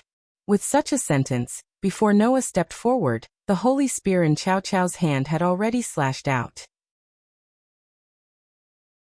Like a laser, it turned into a flash of sudden thrust, and violently pierced in the direction of Noah. That was a reaction that could only be made when the opponent's action was predicted. No, it should be said that it was a prediction. Cao Cao made a bold prediction that Noah would violently pursue him at the moment he retreated. Therefore, at the same time when Noah moved, he released a flash of high-speed thrust. Under such circumstances, Noah, who had already closed in, had no time to stop at all. It was as though he was flying toward the tip of the god-slaying holy spear like a moth darting into a flame. The tip of the spear instantly reached his throat. If this continued, it would only take a second for Noah's throat to be pierced. At the critical moment, Noah suddenly clenched his fist, and without stopping he punched the ground. Bang! A violent shockwave suddenly burst out, shattering the entire ground. Gravel was lifted into the air, and mixed with the strong wind, it directly exploded in all directions. What? Chow Chow did not expect Noah to be able to do such a ridiculous thing. He did not even have time to withdraw his spear, and the foothold was directly shattered. Chow Chow, who stepped on a piece of ground, was bounced into the air together with the piece of ground. Then the gravel and the violent shock wave that filled the sky flew in all directions. Only then did Chow Chow react. Not only was he not shocked, but he showed an extremely happy smile. Very good. This is what makes it interesting. After saying that, Chow Chow simply stood on the flying gravel, raised the holy spear in his hand, and pointed it in the direction of the ground. The next moment, the holy flame once again fluctuated on the holy spear, and one after another, it turned into a beam of sniping, and slanted down like raindrops. Naturally, Noah would not dodge the attack of the holy spear that could kill a god. Relying on his superb sensing ability, he accurately grasped the trajectory of each flash, as if he was shuttling through a storm. His footsteps continuously tapped, and like a phantom he dodged the incoming flashes one by one. Bang bang bang bang bang. The sound of the flashes exploding the ground continued to resound. Chapter 1874. Pung pung pung pung pung pung. Flashes of light poured down from the sky, ravaging the ground, causing it to explode and shatter. Waves of shock waves and flying dust were stirred up, causing the already dilapidated streets to be shrouded in artillery fire, completely turning them into ruins. Every flash of light carried the divine power of the god-killing holy spear. If demons and other existences that viewed divine attacks as highly toxic were treated like this, they would only need to be hit by one of the flashes to destroy them. This was the power of the holy spear that could even kill gods. Although Noah was very strong, his body was still in the category of humans. Once he was hit, he would be seriously injured even if he didn't die. Therefore, Noah relied on his superb sensing ability, and ran like a phantom in the storm-like flashes, dodging each and every one of the holy flashes. At the same time, while dodging the holy flashes' shots, Noah raised a hand in a certain direction ahead. Clang! A deep-colored magic square suddenly rotated in front of Noah's palm, gathering an astonishing amount of magic power. Sensing Noah's action, Chow Chow, who was in mid-air and standing on the flying debris, was stunned at first, then he became speechless.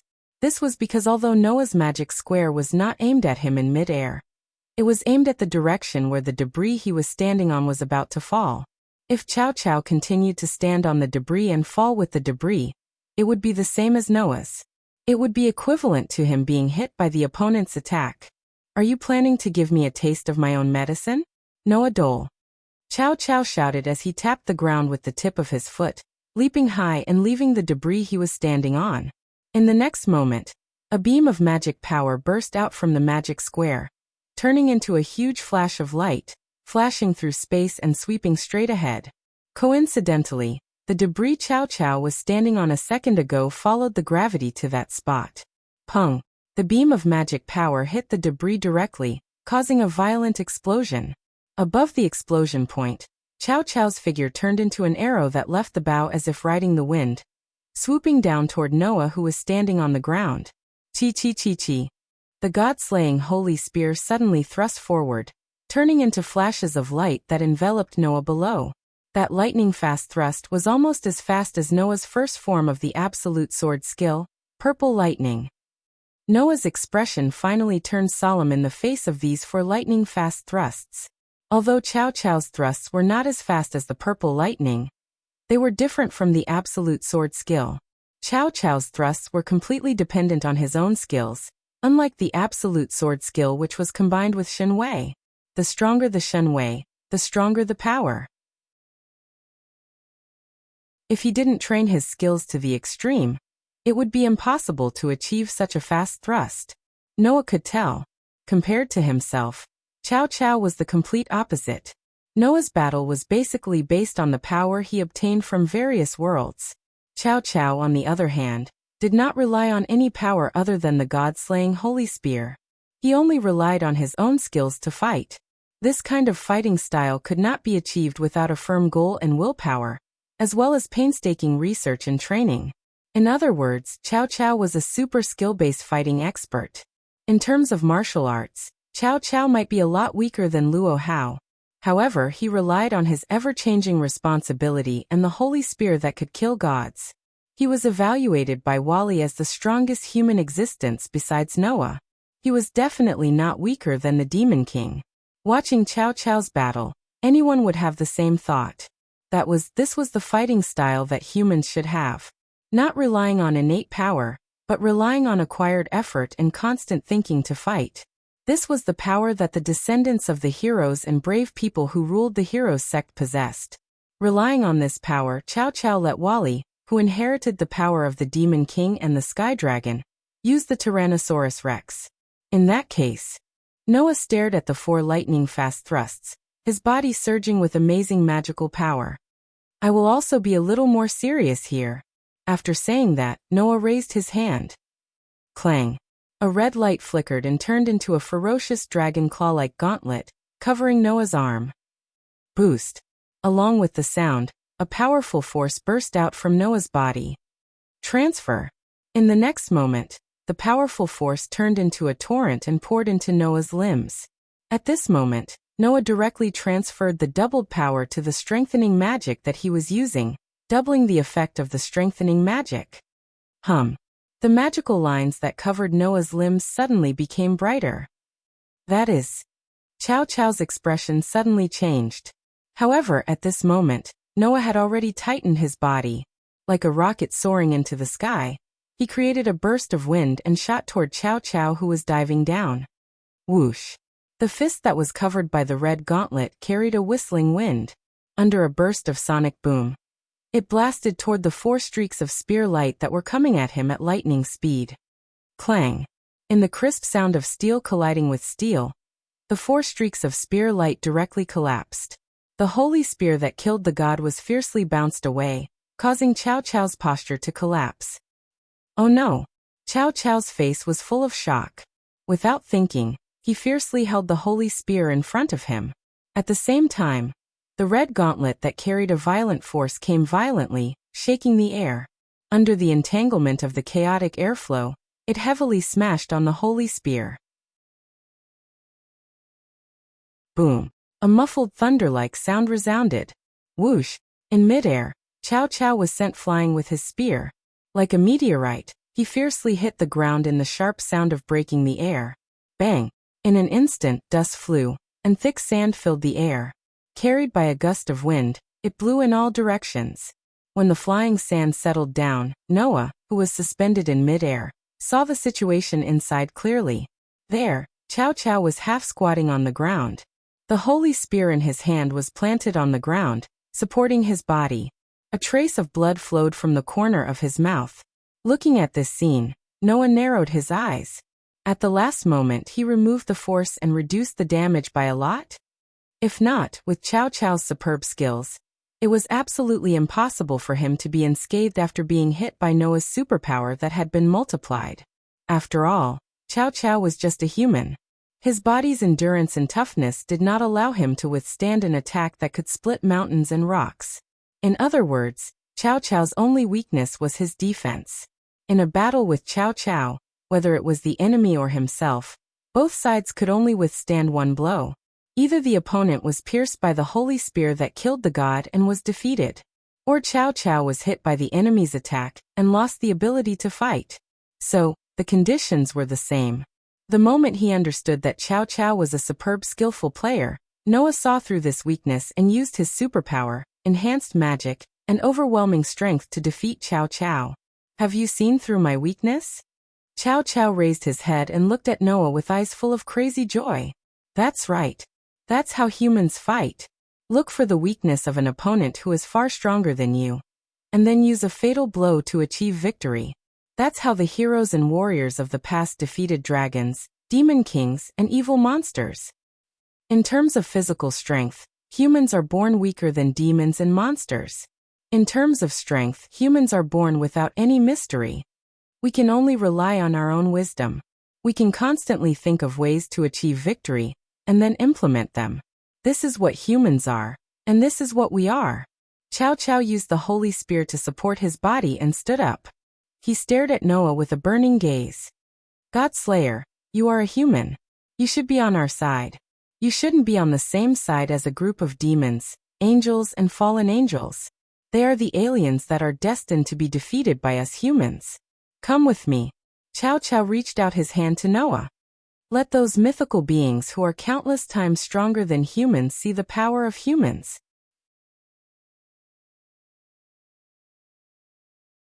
Chapter 1875. Chow Chow's impassioned words echoed in the air, and did not calm down for a long time. However, Noah understood Chow Chow's meaning almost immediately. Chow Chow extended an olive branch to Noah. This descendant of the heroes wanted to recruit Noah, and let Noah join the disaster squad and the heroes sect. Noah fell silent. However, Noah's eyes were still fixed on Chow Chow. After a long while he said, "Let's go." After a while he said, "Chow Chow, why did you join the disaster squad and lead the heroes sect?" Noah's words stunned Chow Chow. Obviously, Chow Chow did not expect Noah to ask such a question at this time. However, Chow Chow reacted quickly and spoke without hiding anything. "I want to know where the limits of humans lie." The limits of humans? Noah frowned. "What do you mean?" "It means literally." Chow Chow wiped the blood from the corner of his mouth, raised the holy spear in his hand, and carried it on his shoulder.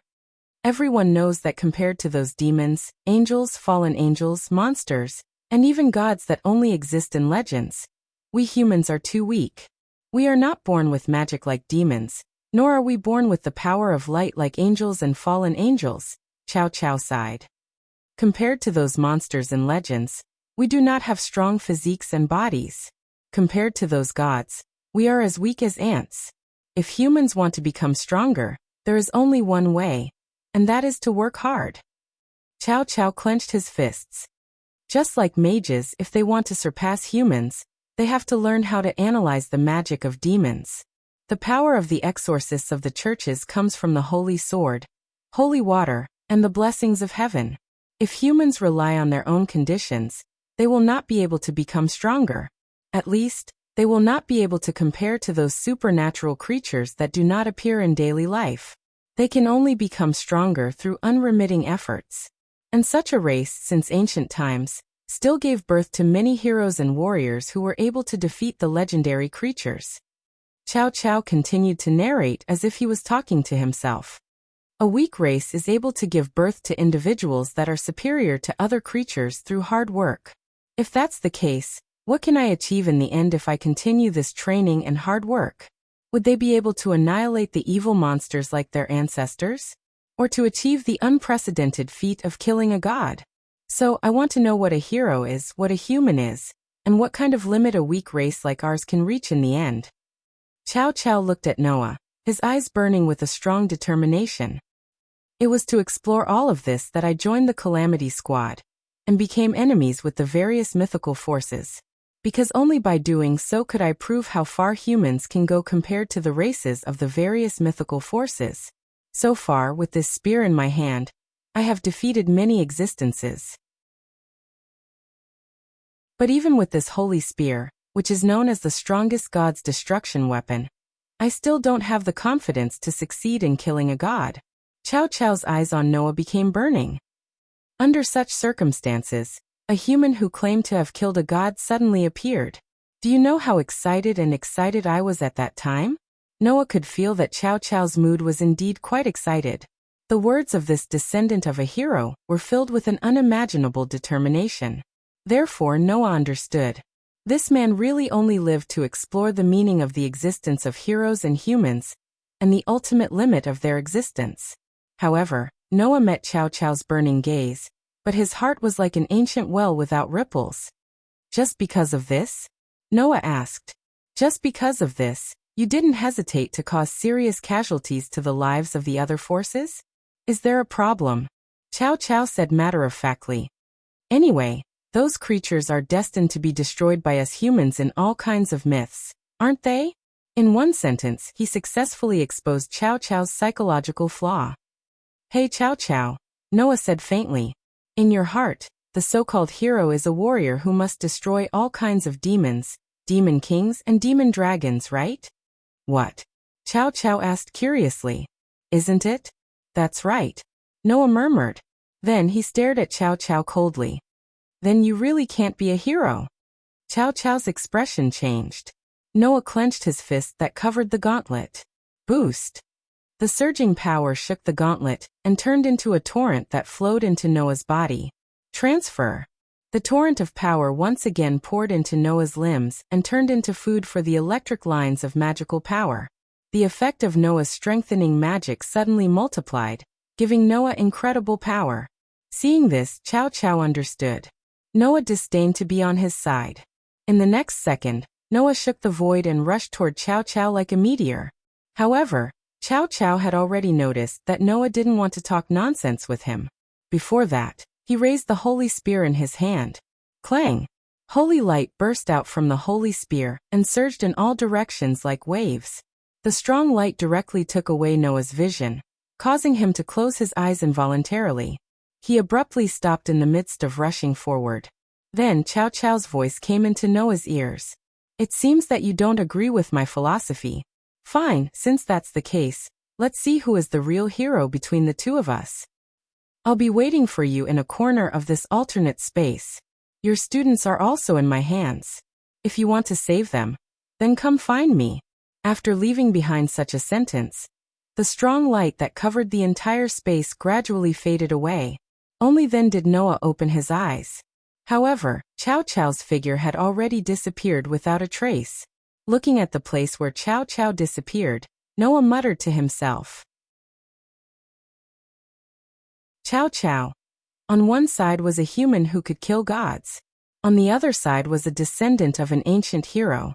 This was the beginning of the battle between humans, and the curtains were gradually raised. On the other side, Chow Chow returned to the hero sex base camp. Siegfried, who was wiping a sword, looked at Chow Chow, who walked in with his clothes covered in dust and a faint trace of blood at the corner of his mouth. He raised his eyebrows slightly. Why are you in such a sorry state? Can't help it. Chow Chow smiled indifferently. My opponent is in existence who can kill gods. Moreover, he has a dragon residing in his body. Even if it's me, it's natural for me to be forced to this extent. Is that so? The corner of Siegfried's mouth rose. It seems that you are very satisfied with your opponent this time. It's not a matter of satisfaction, Siegfried. Chow Chow narrowed his eyes, which were surging with emotions. My opponent this time is really too good. He's so good that any battle maniac would not hesitate to risk his life in a fight with him. Oh, Siegfried was surprised. You weren't even this excited when you faced Wally. Is that Noah Doria really that strong? Very strong. Chow Chow said solemnly. Without using a divine artifact, he was already not weaker than me. After using a divine artifact, he suppressed me directly. I was completely at a disadvantage when fighting him. Is he that strong? Siegfried's eyes lit up, and he was a little restless. This is the first time I've seen you give a person such a high evaluation. A godslayer. Even I want to fight him. There will be a chance. Chow Chow shrugged, then turned his head and looked ahead. There, magic squares were suspended in midair. Within those magic squares, people wearing the uniforms of the Full King Academy were sucked into the magic squares like Jesus nailed to a cross. It was none other than Leah's and the other Jumanli family members. Hurry up and come to me, Noah Doria, Chow Chow muttered. I can't wait to fight with you again.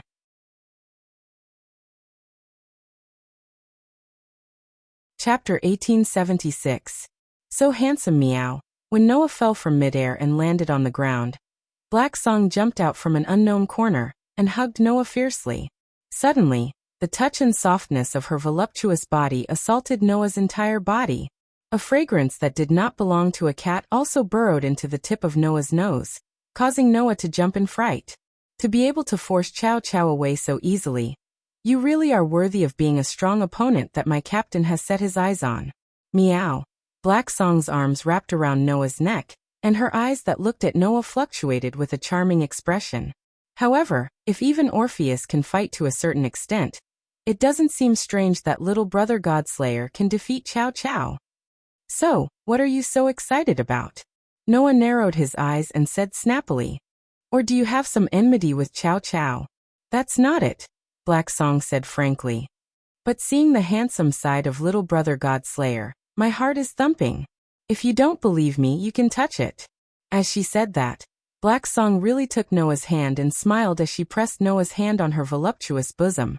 Noah, who had not expected Black Song to actually do such a thing, was stunned. When the texture of the fabric and the voluptuous softness fell into his palm, he quivered and quickly withdrew his hand. What are you doing? Noah flew into a rage out of humiliation. Don't tell me you're also in heat like a kitten. Meow. Black Song blinked her eyes. So Bain has entered the estrus period? You've done it? It's none of your business. Noah said bluntly. Get away from me. As he said that, Noah intended to push Black Song away. It was a pity that Noah's strength was no match for the Nikomata clan's cat spirit without the use of magic or artifact to strengthen himself. He was unable to push Black Song away. Not only that, but Black Song was even more insatiable. He snuggled his entire body into Noah's embrace. His tail wrapped around Noah's waist and wrapped around Noah's waist. You can't just dote on Bain, right? Black Song extended a hand and caressed Noah's cheek, as if she was caressing him. Her expression became bright and moving. Give me some of your love too. If I can give birth to your child, the God Slayer and Red Dragon Emperor, that would be great. Meow. He had to admit that this black cat's teasing skills were frighteningly high. He snuggled tightly against Noah's body. His body was so soft that Noah could feel his body heat through his clothes. The cat's tail wrapped around his waist was like an itch, constantly rubbing against him. Noah felt his spine begin to go numb. His hot breath directly hit Noah's ears, causing Noah's heartbeat to involuntarily speed up. Noah felt that if this continued, he might really fall for this cat's teasing. He took a deep breath. Dong. A loud knocking sound rang out. Meow. Black Song held his head and squatted down with tears in his eyes. Don't go too far. Noah sighed as he retracted his hand from Black G's head. You don't even think about the situation you're in. And you don't even think about where you are right now. You're in heat so casually. Why does little cat have a sister like you? What does that have to do with anything? Black Song protested. It's normal for cats to be a little perverted, meow. Then please don't tempt me. Noah rolled his eyes at Black Song. No matter what, I'm still your sister's teacher. It's okay. Black Song winked at Noah. I don't mind having a pair of sisters with Bain, meow. A pair of sisters? Noah couldn't help but think of the situation when he had sex with his two delicate wives. Meow. Black Song blinked his eyes again and laughed mischievously. Little brother Godslayer? Are you moved by it? You're almost drooling. Dubby. What? Noah almost subconsciously wiped the corner of his mouth, but he didn't manage to wipe anything. Only then did Noah realize what was going on. He had been deceived. Black Song couldn't help but laugh out loud. Meow meow meow, I didn't think little brother Godslayer would be so fun, meow. It wasn't just Black Song. Even Luffy, who had come over at some point, was secretly laughing with a red face. As for Fenrir, who was standing beside Luffy, when he looked at Noah, his eyes were no longer cold and vigilant. Instead, there was only contempt and disdain. Noah suddenly had the urge to find a hole and hide in it. He looked at Black Song, who was squatting in front of him, and raised his hand angrily. Meow meow. Black Song jumped in fright and hurriedly hugged his head. Okay meow. I won't laugh anymore meow. This silly cat didn't hesitate to act cute. He even hugged his head and squatted down. Noah didn't know whether to laugh or cry. At that moment, Black Song raised his head and looked at Noah. The smile on his face didn't fade, but his tone changed. What do you think of Chow Chow? Very strong. Noah said sincerely. No wonder even Wally had to use T-Rex against him. This was the truth. Chow Chow himself was already an extremely skilled combat expert.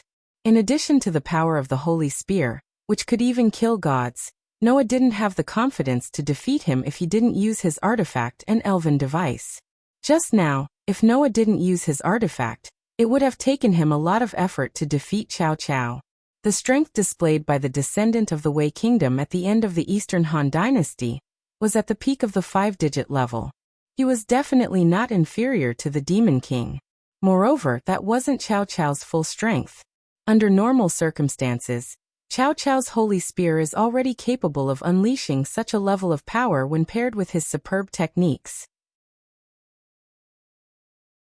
If Chow Chow has already reached the forbidden level, then it's no wonder Wally needed to use Tyrannosaurus on him. Noah looked at Black Song. You're not going to tell me that Chow Chow won't use Forbidden Hand, right?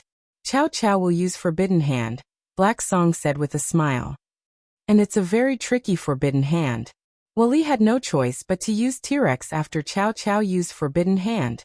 In addition to the god-killing Holy Spear, if Chow Chow really wants to kill a god like Loki should be able to succeed. Meow. In this case, Chow Chow's full strength should be at the 4-digit level. Although I don't think the God Slayer will lose to Chow Chow, it's best to be careful. Black Song snuggled into Noah's arms and whispered again. That guy is a human after all. He highly values the theory of weakness. Perhaps, after the battle just now, Chow Chow has found your weakness. Meow. Weakness? Noah ignored Black Song's affectionate gesture and slowly curved the corner of his mouth. Then I'll wait and see. After all, Chow Chow wasn't the only one who didn't use his full strength. According to Chow Chow, Leah's and the others should have all fallen into his hands. Noah turned his gaze to Black Song and Luffy. Do you have a way to help me find them? Black Song was a cat elf who could use immortal spells. Immortal spells could be used to search for the chi of nature. If Black Song used immortal spells, he might be able to find the chi of Leah's and the others, or even the chi of the heroes. As for Luffy, Noah didn't know how strong this girl was, but if she could join Wally's team, it was enough to prove that Luffy's strength was not ordinary. A powerful sorcerer might have a way to find people. In response, Black Song just shook his head. I don't feel the chi of Bain and the others, nor do I feel the chi of the heroes. It should be a matter of distance. I might be able to find your companions, my lord. Luffy raised her hand weakly. But I need some time. Then I'll leave it to you. Noah nodded at Luffy. I'll repay you for this favor in the future. No need. Luffy quickly shook her head and waved her hand. Then, she coughed and put on a serious face. Then I'll begin. Having said that, Luffy raised the broom in her hand and drew a magic square on the ground. Noah, Black Song, and Fenrir all retreated to the side and watched Luffy.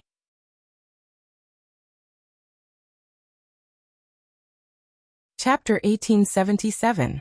Clang! A dazzling light bloomed in the magic array.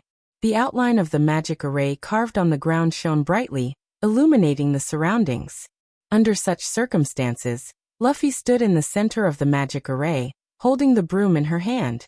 Her pink little mouth was mumbling something, as if she was chanting some kind of incantation. Not long after, small balls of light, like fairies, slowly emerged from the magic array. They circled around Luffy's body before dispersing and flying in all directions. Noah, Black Song, and Fenrir quietly waited at the side, watching Luffy bathed in the light of the magic array. They all chose to wait in silence. However, during the waiting process, the human, wolf, and cat's reactions were completely different. Noah kept his eyes on Luffy, who was in the magic array, and remained silent. Black Song's face showed some impatience, as if he was very impatient. He even yawned. As for Fenrir, the most ferocious demon wolf in Norse mythology, he was already lying on the ground, taking a nap.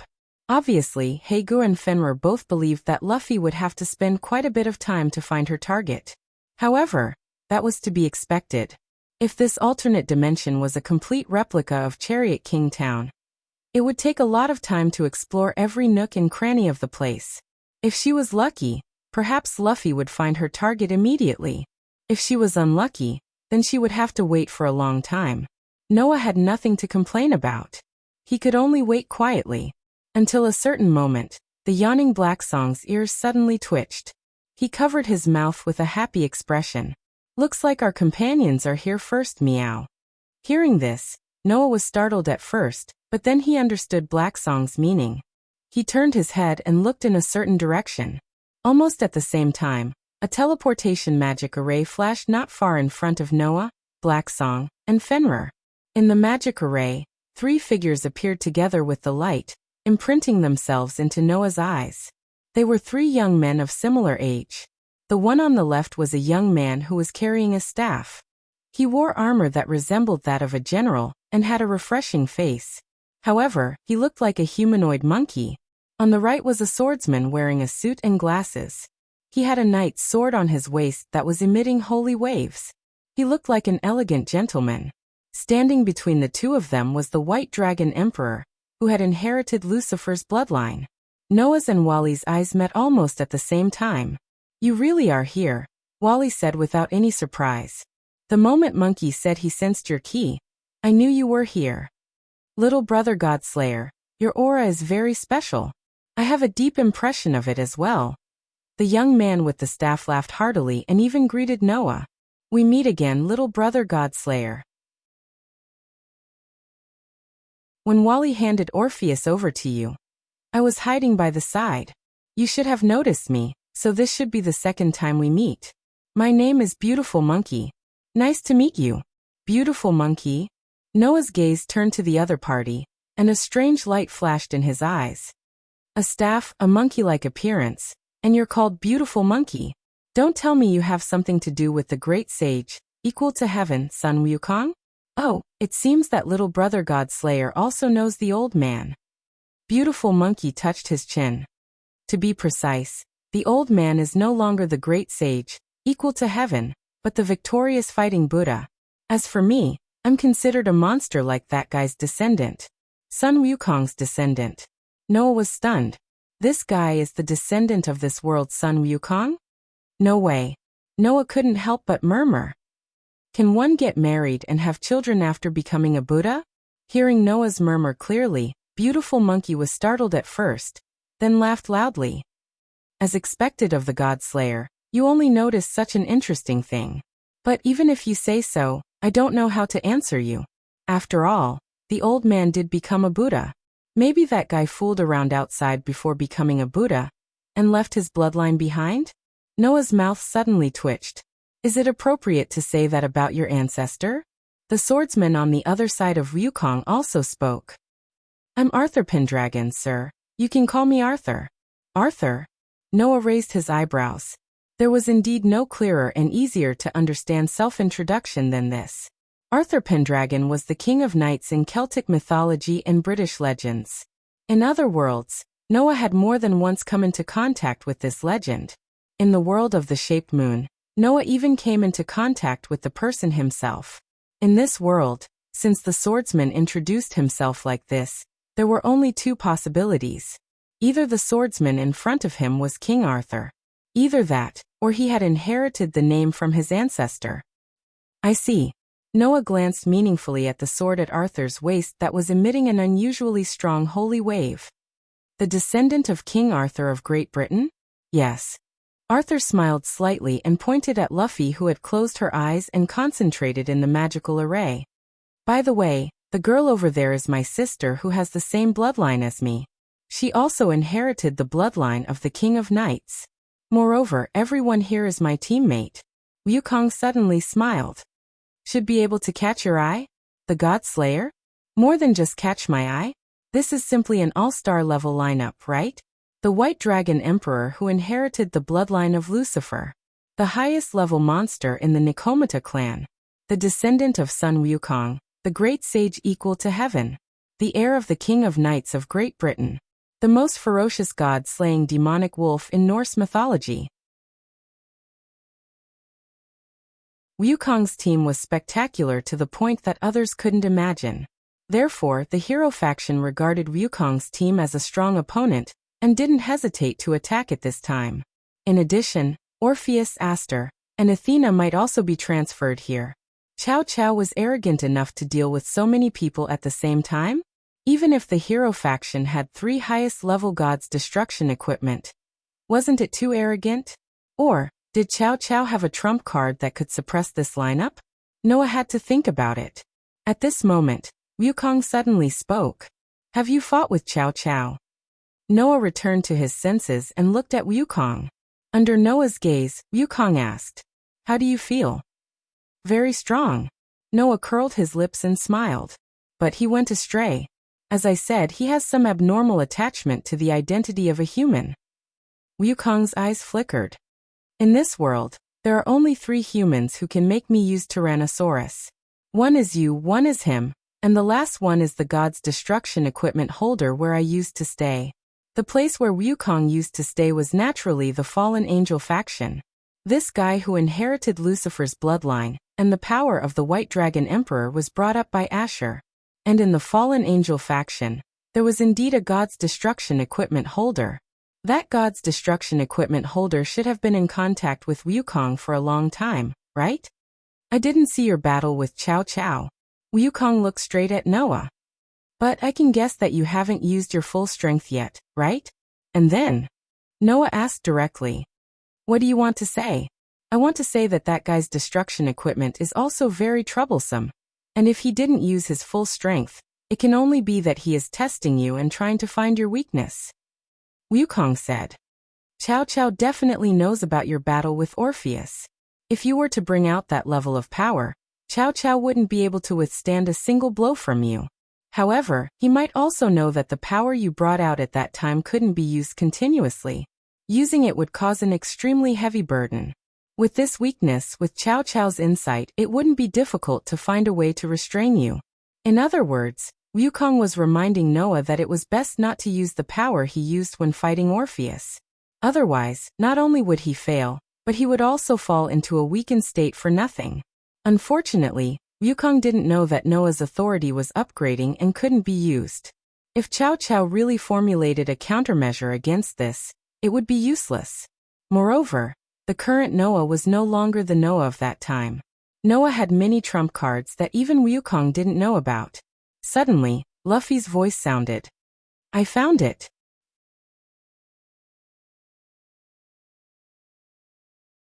Chapter 1878. Not far from Chariot King Academy, there was a department store. It was the largest department store in Chariot King Town. It was famous for its variety of goods and lively activities during the holidays. During the holidays, the department store would become very lively. The customers could be said to be a sea of people, and it was very popular. This alternate dimension used Chariot King Town as a prototype and replicated the entire town. Of course, the department store not far from Chariot King Academy was also located here. It was almost identical to the department store in Chariot King Town. However, no one would think that this department store was the same as the one in Chariot King Town. Because no matter the time, the department store would never be as lively as it was now. The surroundings were deserted, and it was so quiet that it was as if there was no sound. It was chilling. However, in front of the entrance of the department store, a few figures slowly appeared. Noah gazed at the department store that was also familiar to him. He turned his head and looked in Lu Fei's direction. Are the members of the Heroes sect really gathered here? Yes. Lu Fei nodded heavily. It's not just the members of the Heroes sect. Sir Noah's companions should also be inside. Is that so? Noah looked at the department store in front of him again, and said, By the way, why did you guys come along? Except for Noah, everyone in Wally's team followed. Meow. The black cat tilted its head and said, Don't tell me you plan to go in alone? Hey, you're being a little unkind, Mr. Godslayer, the beautiful monkey shouted. We're all being picked on. If there's a fight, of course we have to fight together, right? We don't mean to hinder you. Arthur pushed the glasses on his face. It's just that, since the Heroes sect attacked us, we have no reason to not fight back. That's it. Wally shrugged. We don't want to compete with you, but since our enemies are all the same, we might as well act together. When we fight, we'll treat it as another matter. You guys really don't know your place. Noah curled his lips. However, since I've been attacked, there's no reason not to fight back. I quite agree with this sentence. After saying that, Noah and all the other members of Wally's team exchanged glances with each other, before smiling at the same time. Although they weren't battle maniacs like Wally and the others, at this moment, Noah and the others all had the same thought. That was to teach the hero faction a painful lesson. With such an idea in mind, everyone was just about to step in when Noah suddenly sensed something and subconsciously called out. Wait. Everyone immediately stopped what they were doing. Noah, on the other hand, turned his head and looked in another direction. There, 3 petite figures slowly walked over as if they were taking a stroll. Seeing the 3 petite figures, Wally and the others were stunned. Noah's eyes lit up. He took a step forward and hurriedly spoke. Aster, Athena, Orpheus. Impressively, it was the 3 young girls who had a close relationship with Noah. The 3 girls also walked over and arrived in front of Noah. I finally found you. Athena, Aster, and Orpheus heaved a sigh of relief. She let out a bitter laugh, which was a rare sight. If you didn't appear, I'm afraid I would have to admit defeat. It seemed that Athena had suffered a lot during the time she spent alone with Aster and Orpheus. These 2 young girls who didn't know much about the world. It was the first time Noah saw such an expression on Athena's face. For a moment, it was extremely interesting. Master. Aster, on the other hand, held Noah's hand like a child who was about to receive candy. Although his face was still expressionless, his mysterious eyes were fixed on Noah. I have completed my mission very well, and have been accompanying the dragon god over there. Is that so? Noah smiled and couldn't help but touch Aster's head. You have done very well, Aster. Master. Aster immediately revealed a comfortable expression, and squinted her eyes slightly. Orpheus, on the other hand, looked at Noah for a while before turning his gaze to Varley. Varley also looked at Orpheus and was silent for a moment before speaking. It seems that you have been doing well. Orpheus gazed at Wally, nodded, and replied concisely. Not bad. Is that so? Varley's expression softened a little. He then turned his head away and didn't say anything else. Only Black Song looked at Aster and Athena curiously and tugged at Noah's sleeve. Hey, little brother Godslayer, who are these 2 little girls to you? They seem a little similar to Bain. Perhaps? Noah smiled. But to me they are more important than kittens. Meow. Black Song's eyes spun around and in the end this sentence popped out. In other words, they are your toys? I see. The corner of Noah's mouth twitched. In your heart, kittens are no different from toys. Meow haha. Black Song immediately laughed and turned his head away. No matter how one looked at him, he looked guilty. Noah sighed and ignored the cat that only knew how to act cute. He held Aster's hand and looked at Athena. Were you transferred here as well? That's right. Athena nodded. 1 second, we were still in the room. The next second, we were covered by a fog. When we came back to our senses, we were already here. What an interesting ability. That's about what I expected, Noah asked. Before meeting me, did you meet any enemies? It's just a bunch of monsters. It's not worth mentioning, Athena said casually. Also, we met a few people who called themselves heroes. But because the dragon god was also present, they didn't seem to want to fight us. They just asked us to come here, saying that we would meet you there. In other words, Aster, Athena, and Orpheus were all lured here. Moreover, they were sent by the heroes. Is Chow Chow's target really Orpheus? Wally's voice became low. It seems that the heroes are really going to attack Orpheus. What do you mean? Noah asked. Could it be that the heroes are going to harm Orpheus? That's right, Wally confirmed. Although Chow Chow didn't say it directly, I felt that he had been looking for ways to deal with the dragons. At first, I thought that he wanted to attack you and me. Later, I realized that Chow Chow wasn't just targeting the 2 heavenly dragons. He was also targeting the dragon god who was above the 2 heavenly dragons. No, it's not just the 2 heavenly dragons and the dragon god. Wally's eyes flashed. Maybe even the real Emperor God Red Dragon is his target. That's hard to say. The atmosphere suddenly became heavy. Noah took a deep breath and held Aster's and Athena's hands as he spoke calmly. Apologies, Aster, Athena, I'm going to barge in. Let's go.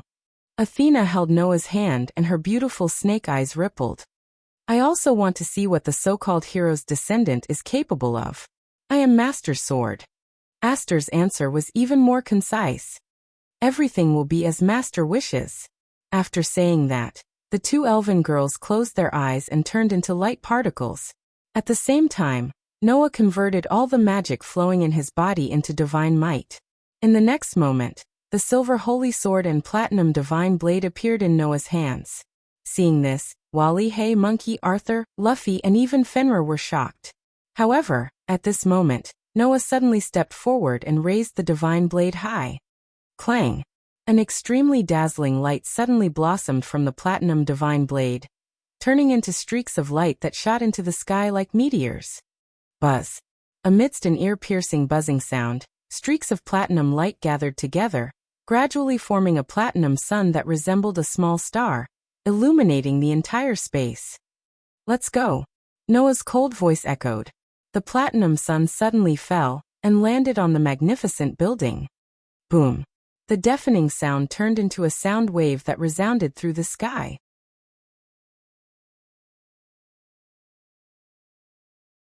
Chapter 1879. Dong. In an instant, the entire world trembled with such a deafening roar. The rapidly forming platinum sun was like a celestial body that fell from the sky. With the momentum of a meteorite crashing into the earth, it landed heavily in a corner of Chariot Town, setting off a shocking shockwave that spread out in a ring shape. Wherever the shockwave passed, the buildings began to shake violently. Cracks appeared on the walls as if they were ravaged by a passing typhoon. One side cracked, the other side collapsed, and gradually turned into ruins. At the center of the shockwave, the small sun that fell from the sky enveloped the department store, causing the skyscraper-like department store to gradually collapse, and be annihilated in the dazzling light. In the end, it disappeared without a trace. This scene lasted for an unknown period of time. It wasn't until an unknown amount of time had passed that the small sun that fell from the sky dimmed little by little. Its size also shrank until it disappeared. However, at the place where the small sun fell, there was a huge crater that made people shudder. That crater had a diameter of a few kilometers, like a huge meteorite crater. In the huge meteorite crater, the buildings disappeared, the ground disappeared, and even the streets and houses disappeared. All that was left were the rock formations and soil that were exposed to the air. As for a person, there was only one person left. That was Noah, who was holding the heavenly sword of salvation in one hand, and the demon slayer in the other. Clang! The strong light that burst out from the divine sword began to recede. Noah slowly opened his eyes, and slowly lowered the divine sword that he held high and looked in front of him. Behind Noah, a piece of land slightly protruded and was lifted up. Inside, Wally and the others were looking at the scene in front of them in shock. It seemed that they had not recovered from the sudden destruction that just happened. Only Orpheus was still expressionless. He stood in front of Wally and the others and lowered his raised hand. Only then did Wally and the others react. "Were you the one who saved us?" Luffy asked Orpheus with lingering fear in her heart. Thank you. Luckily, Orpheus made a move.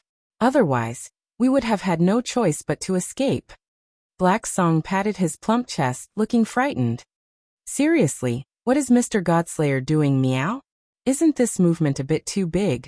The beautiful monkey couldn't help but let out an exaggerated cry. Don't tell me that Godslayer wants to get rid of us as well?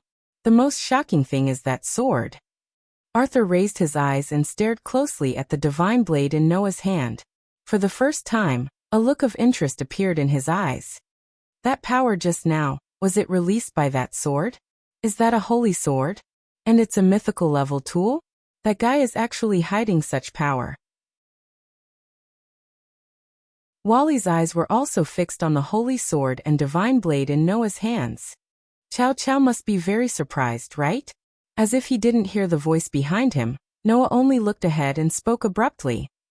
It's time to come out, right? Or are you really only opponents of this level that can be dealt with? As soon as he finished speaking, a teleportation magic array flashed in front of them. With Noah in the lead, everyone turned their eyes to the magic array. Immediately, the magic array opened like a door. From inside, people slowly walked out and appeared in front of Noah and the others. Those people all carried a very powerful aura. Obviously, those people in front of them were not ordinary powerhouses. Only after these people had walked out did the leader of the hero faction appear as though he had arrived late. He walked out of the door-like magic array.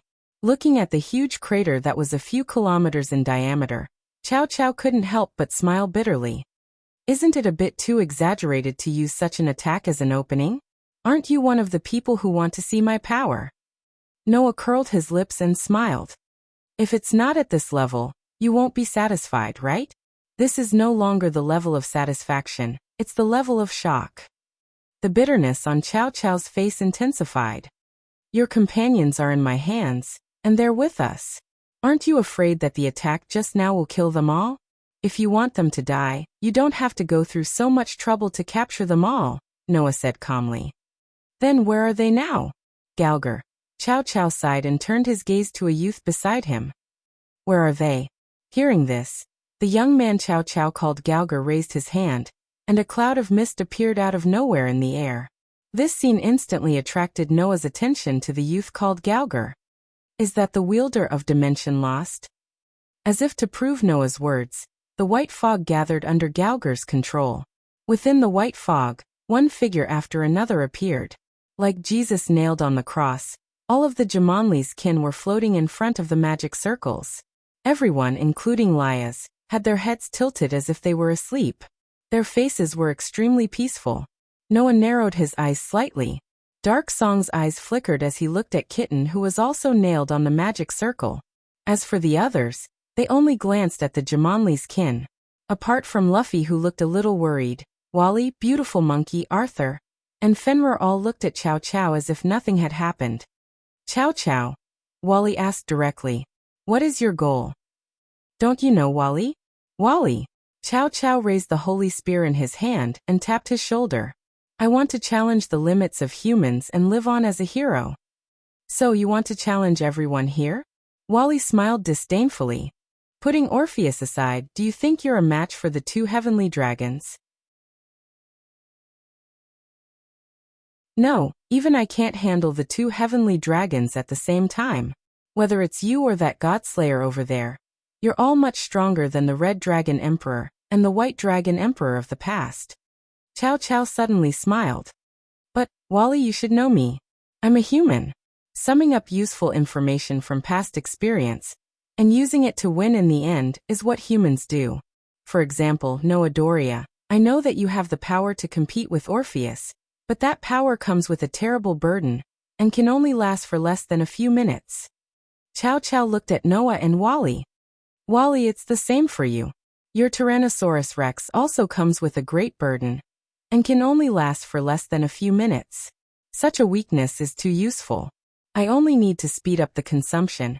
And whether it's the power comparable to the Dragon God or the Tyrannosaurus Rex, it will become a fatal element that will defeat you without a fight. Wally was speechless. He knew that this time he could no longer use the Tyrannosaurus Rex. Only Noah remained unmoved. He looked at Chow Chow with eyes full of mockery. However, Chow Chow didn't see it. Orpheus. Chow Chow's eyes turned to Orpheus. I want to fight you too. Hearing Chow Chow's words, Orpheus finally raised his head and met Chow Chow's gaze. Then Orpheus opened his mouth. Impossible. Chow Chow can't defeat me. I know. Even if I want to challenge the limits of human beings, it doesn't mean that I don't know my own limits. If I were to challenge the strongest dragon god in the world that even the various mythological forces can only fear, I would definitely be killed in an instant. Chow Chow shrugged and immediately changed the topic. There's no other way. I can only borrow a little external force, Galgar. Roger.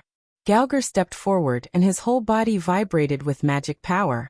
It wasn't the magic power of a demon, but the magic power of a sorcerer. Galgar was a sorcerer. In the next moment, a huge magic array appeared on the ground under Galgar.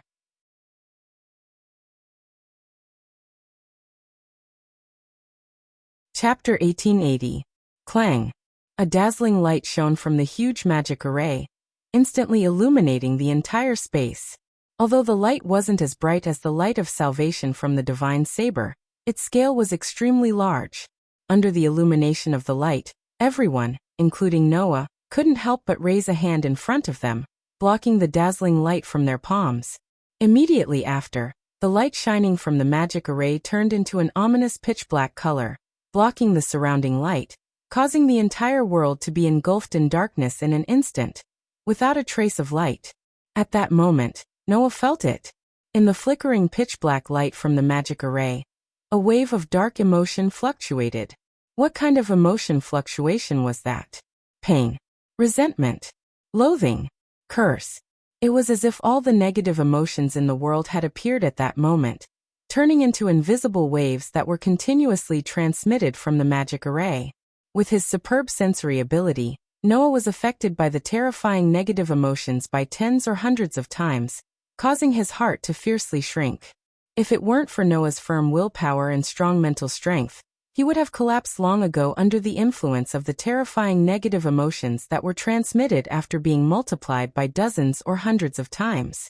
Although the others didn't have the same sensory ability as Noah, they all became solemn.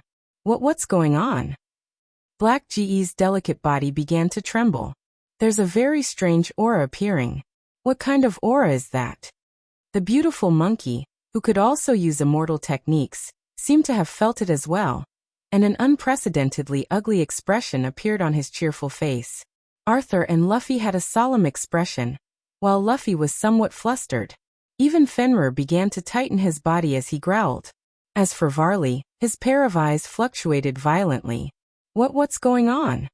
Varley stared at the magic array and gritted his teeth. There's a kind of fear that comes from the heart.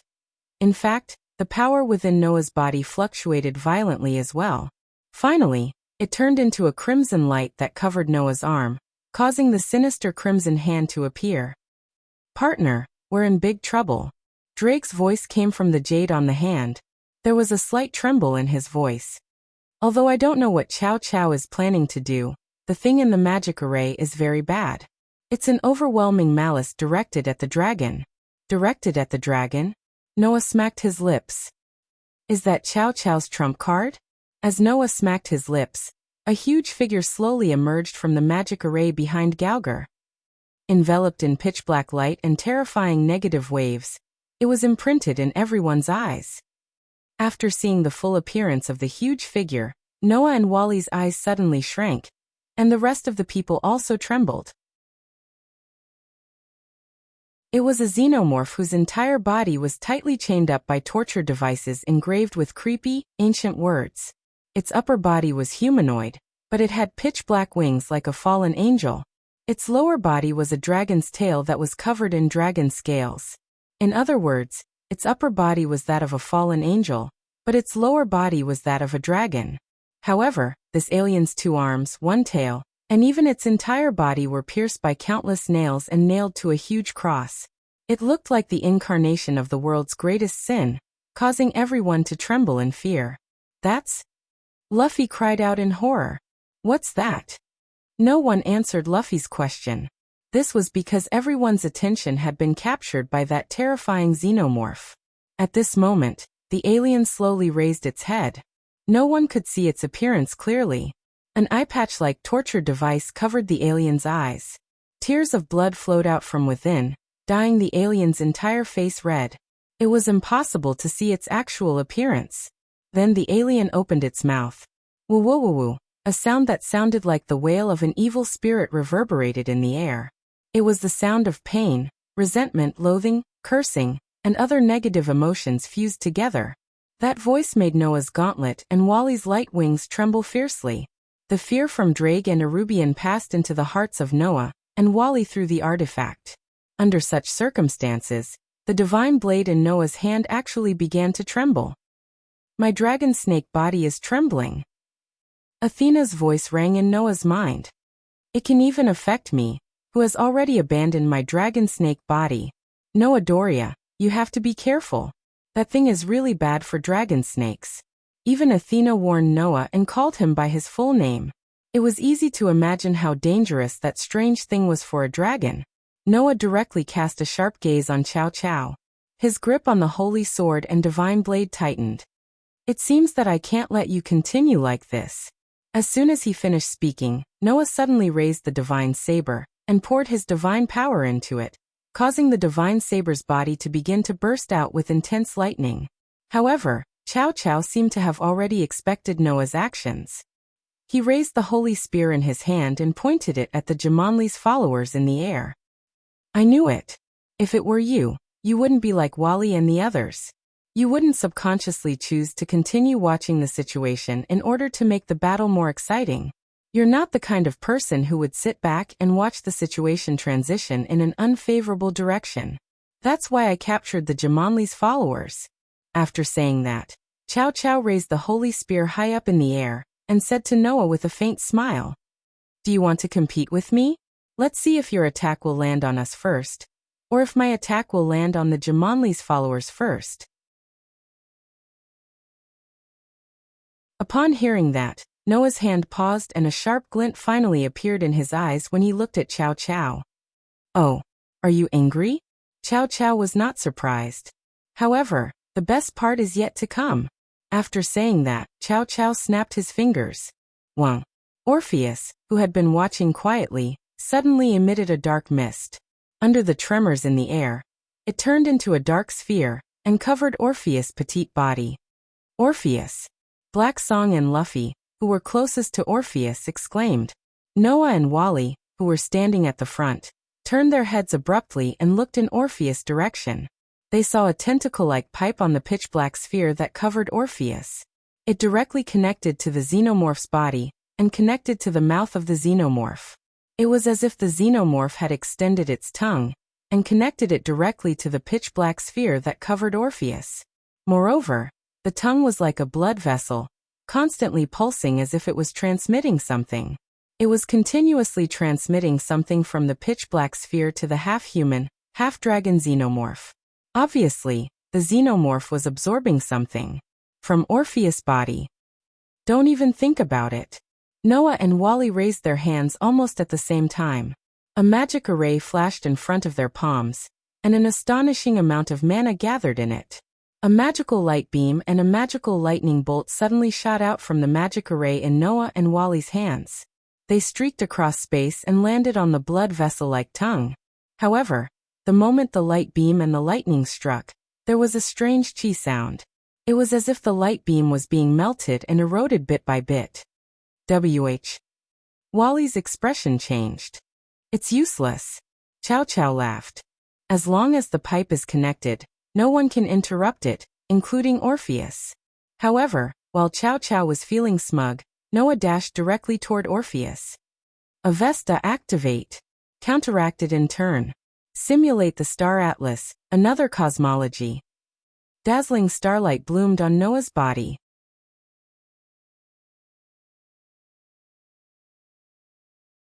Chapter 1881. Clang!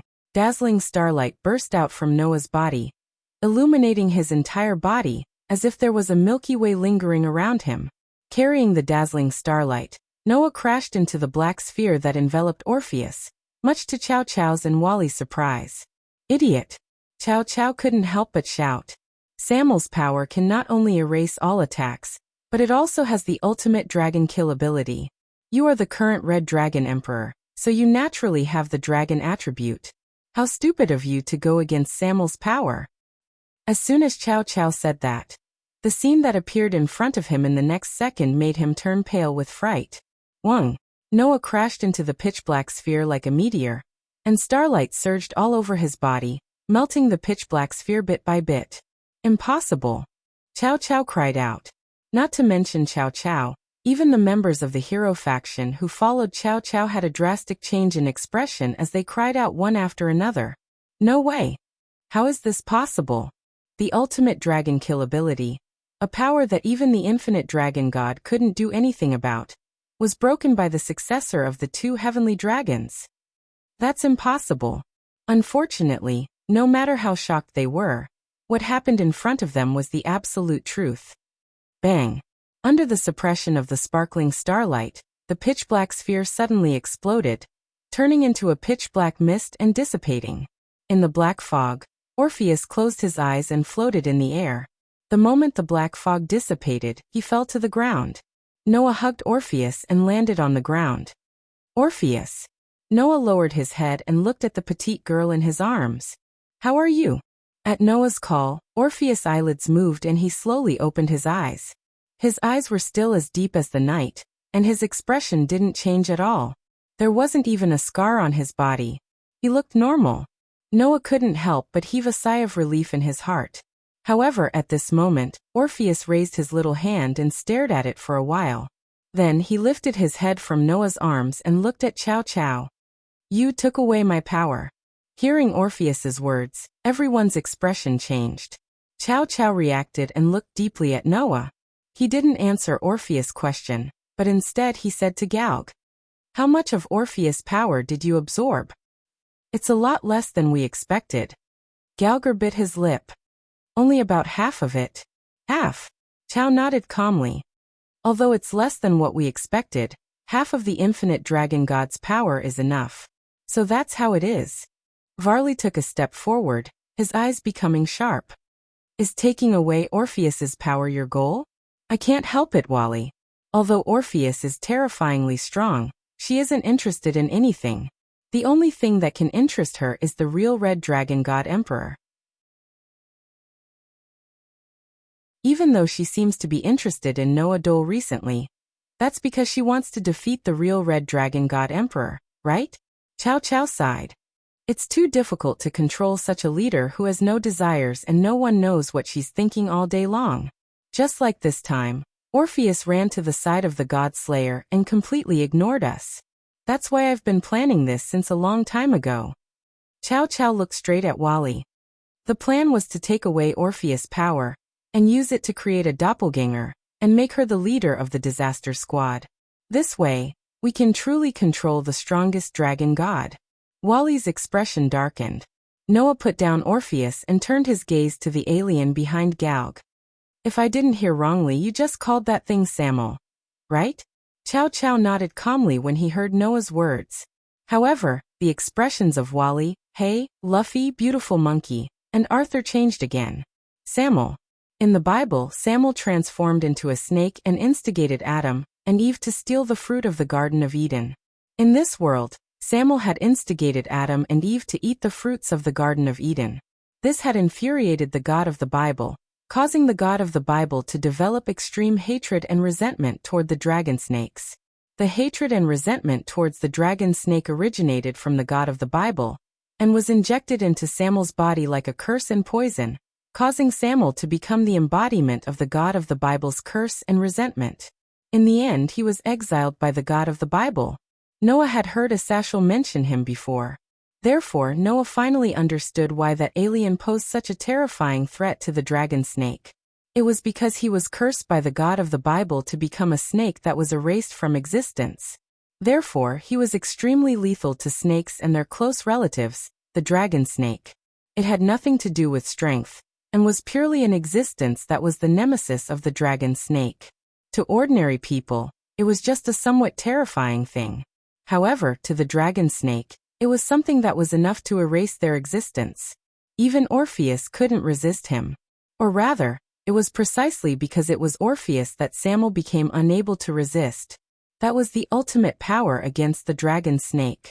As long as it was a dragon, then the more powerful it was, the greater the threat Samuel posed. An existence like Orpheus, who was known as the strongest dragon god in the world, was targeted by Samuel. It was simply impossible to resist.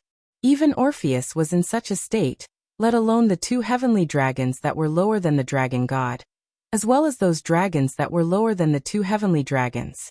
Therefore, Samuel's existence was believed to cause the complete extinction of the dragon race, and even creatures other than the dragon race might be affected. Hence, he was sealed in the deepest part of the underworld by the gods of Greek mythology, thrown into the river Styx, and guarded by Hades, who was in charge of the underworld. Why would something that was sealed in the underworld appear here? Wally asked in puzzlement, and then immediately understood. Could it be Hades? You're right. Chow Chow chuckled. Hades hated demons and fallen angels very much, but the main gods of Greece began to contact demons and fallen angels because of the peace agreement between the three major forces in the Bible and mythology. Hades was very dissatisfied. In addition, Hades coveted Orpheus's power, so we made an agreement with Hades of the underworld. Under the premise of increasing multiple restrictions, we were allowed to summon Samuel once. As Chow Chow's words fell, the xenomorph standing above the massive magic array began to sink into the magic array, slowly disappearing from sight. At this time, Siegfried walked out from Chow Chow's other side and spoke in a deep voice. In our plan, Samuel should have absorbed more power, and we could have used him to deal with the two heavenly dragons. I didn't expect that the power that even Orpheus couldn't resist was neutralized by the God Slayer's mysterious ability. Chow Chow, what should we do next? Our main goal was Orpheus's power. Although we only absorbed half of it, it's considered a success. We can use this power to create a new Orpheus. There's nothing to regret, Chow Chow said indifferently. Since the most basic goal has been achieved, it doesn't matter if we retreat here. As soon as he finished speaking. Retreat? Noah raised his head and looked at Chow Chow. Can you retreat? Don't forget, we still have hostages. Chow Chow smiled. Also, we can get more helpers. Leonardo. At Chow Chow's call, a short boy immediately stood out. In an instant, a shadow under the little boy named Leonardo gradually expanded and covered the surrounding ground. Immediately, huge demonic beasts crawled out from the shadow and roared at the sky. Roar, roar, roar. The roars of the demonic beasts resounded through the sky. In addition to the demonic beasts, Grim Reapers wearing black robes and holding scythes emerged from the ground one after another. They floated into the air and instantly filled the entire sky. Looking at the Grim Reapers flying in the sky, Wally spoke in a deep voice. As expected, Hades has provided help to the hero faction. A great battle was about to break out.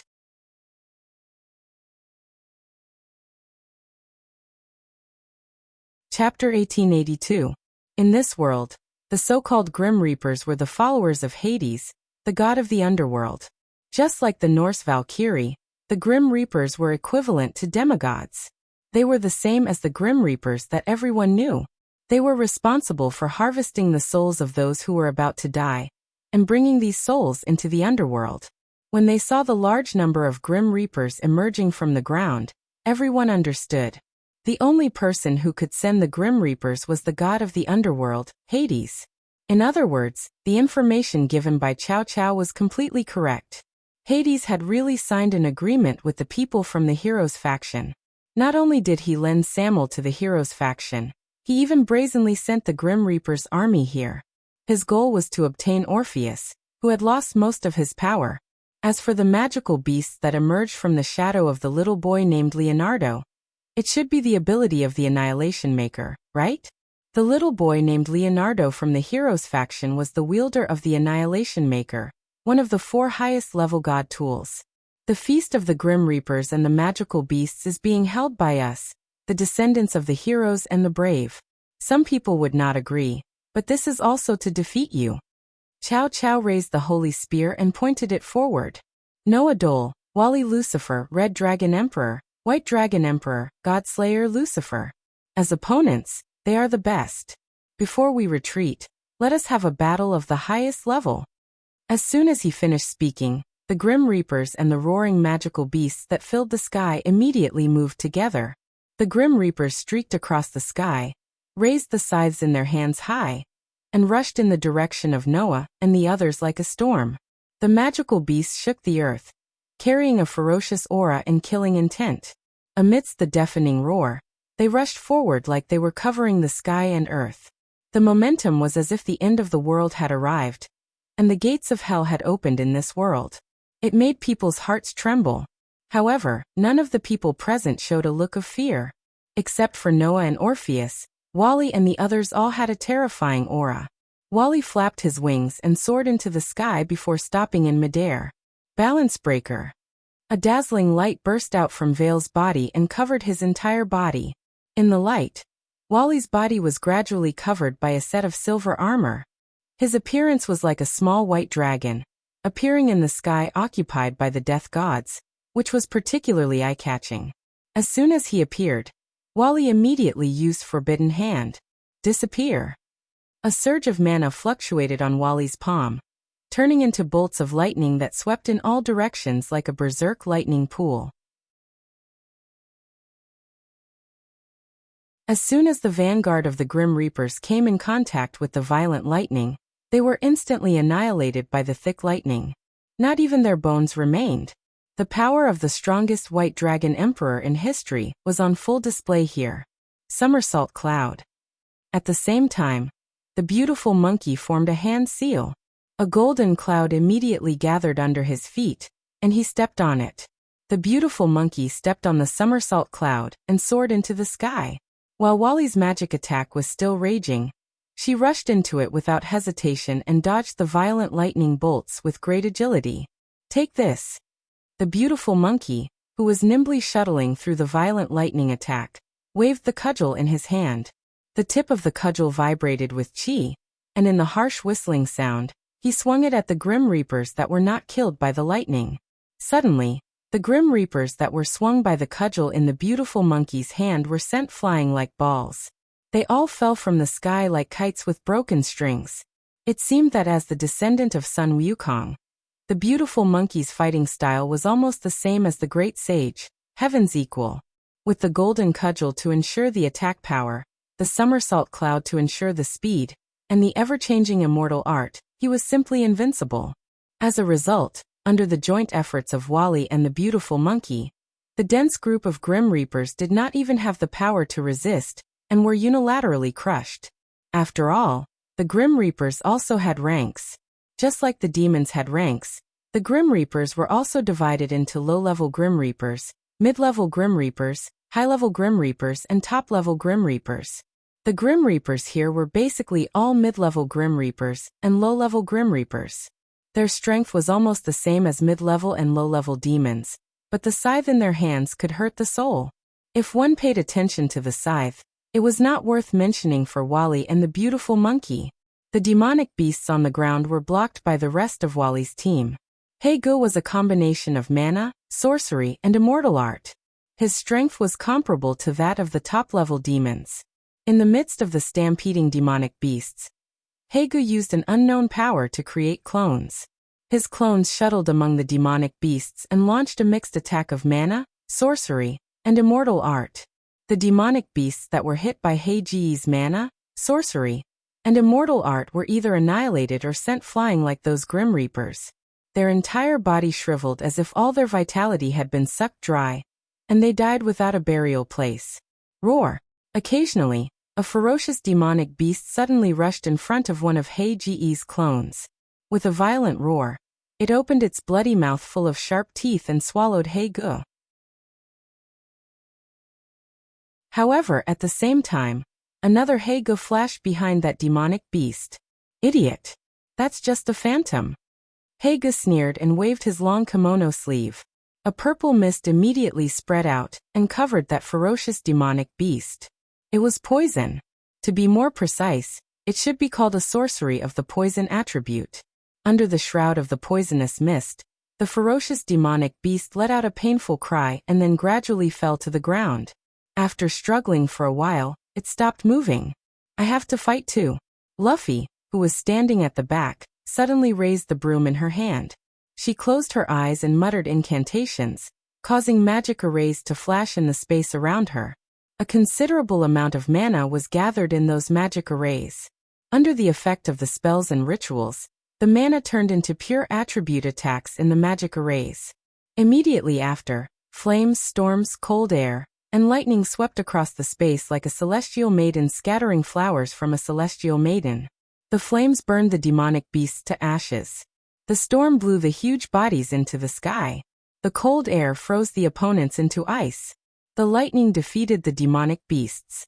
As for those lucky fishes that managed to pass through Luffy's large area of effect attribute magic and spells, they were stopped by two figures when they charged towards Luffy. Roar! Fenrir, who was many times smaller than the demonic beasts, rushed out and swept past the bodies of the demonic beasts in an instant. After Fenrir swept past the bodies of the demonic beasts, those demonic beasts suddenly stopped. Blood sputtered from their bodies and they fell down. Looking carefully, there were holes on the bodies of those demonic beasts. Those were the marks left behind by Fenrir's fangs. God-killing fangs. If a mere demonic beast was bitten, it would definitely die. As for the other figure, Arthur, who was Luffy's brother, coldly waved the knight sword in his hand, causing sword light to suddenly flash and cut through the bodies of those demonic beasts. Every time the sword light flashed, those demonic beasts were directly torn apart. Their bodies were broken into pieces, and their death was extremely terrifying. Although I don't really want to wave this holy monarch sword at ordinary demonic beasts, a battle is a battle. There's no other way. Saying such callous words, Arthur's expression didn't change as he brandished his most powerful holy sword and beheaded the magic beasts that were madly charging towards him. In the blink of an eye, a large number of Grim Reapers and demonic beasts died in the hands of Wally's team. Not only were the members of this team famous, but their strength was also ridiculously strong. Under such circumstances, Noah just held the holy sword and divine blade, looking ahead, stepping on the blood and minced meat on the ground, and walked straight forward. There, Chow Chow carried the holy spear with a joyful expression on his face. You're tuning in to the Lee May's Sword of Destiny YouTube channel. We're so grateful for your support, and don't forget to subscribe to join us on this incredible journey through captivating stories. Your generosity through donations truly makes a world of difference, as it's the primary source of revenue that allows me to expand and enhance this channel for you. Thank you from the bottom of my heart for being a part of this adventure.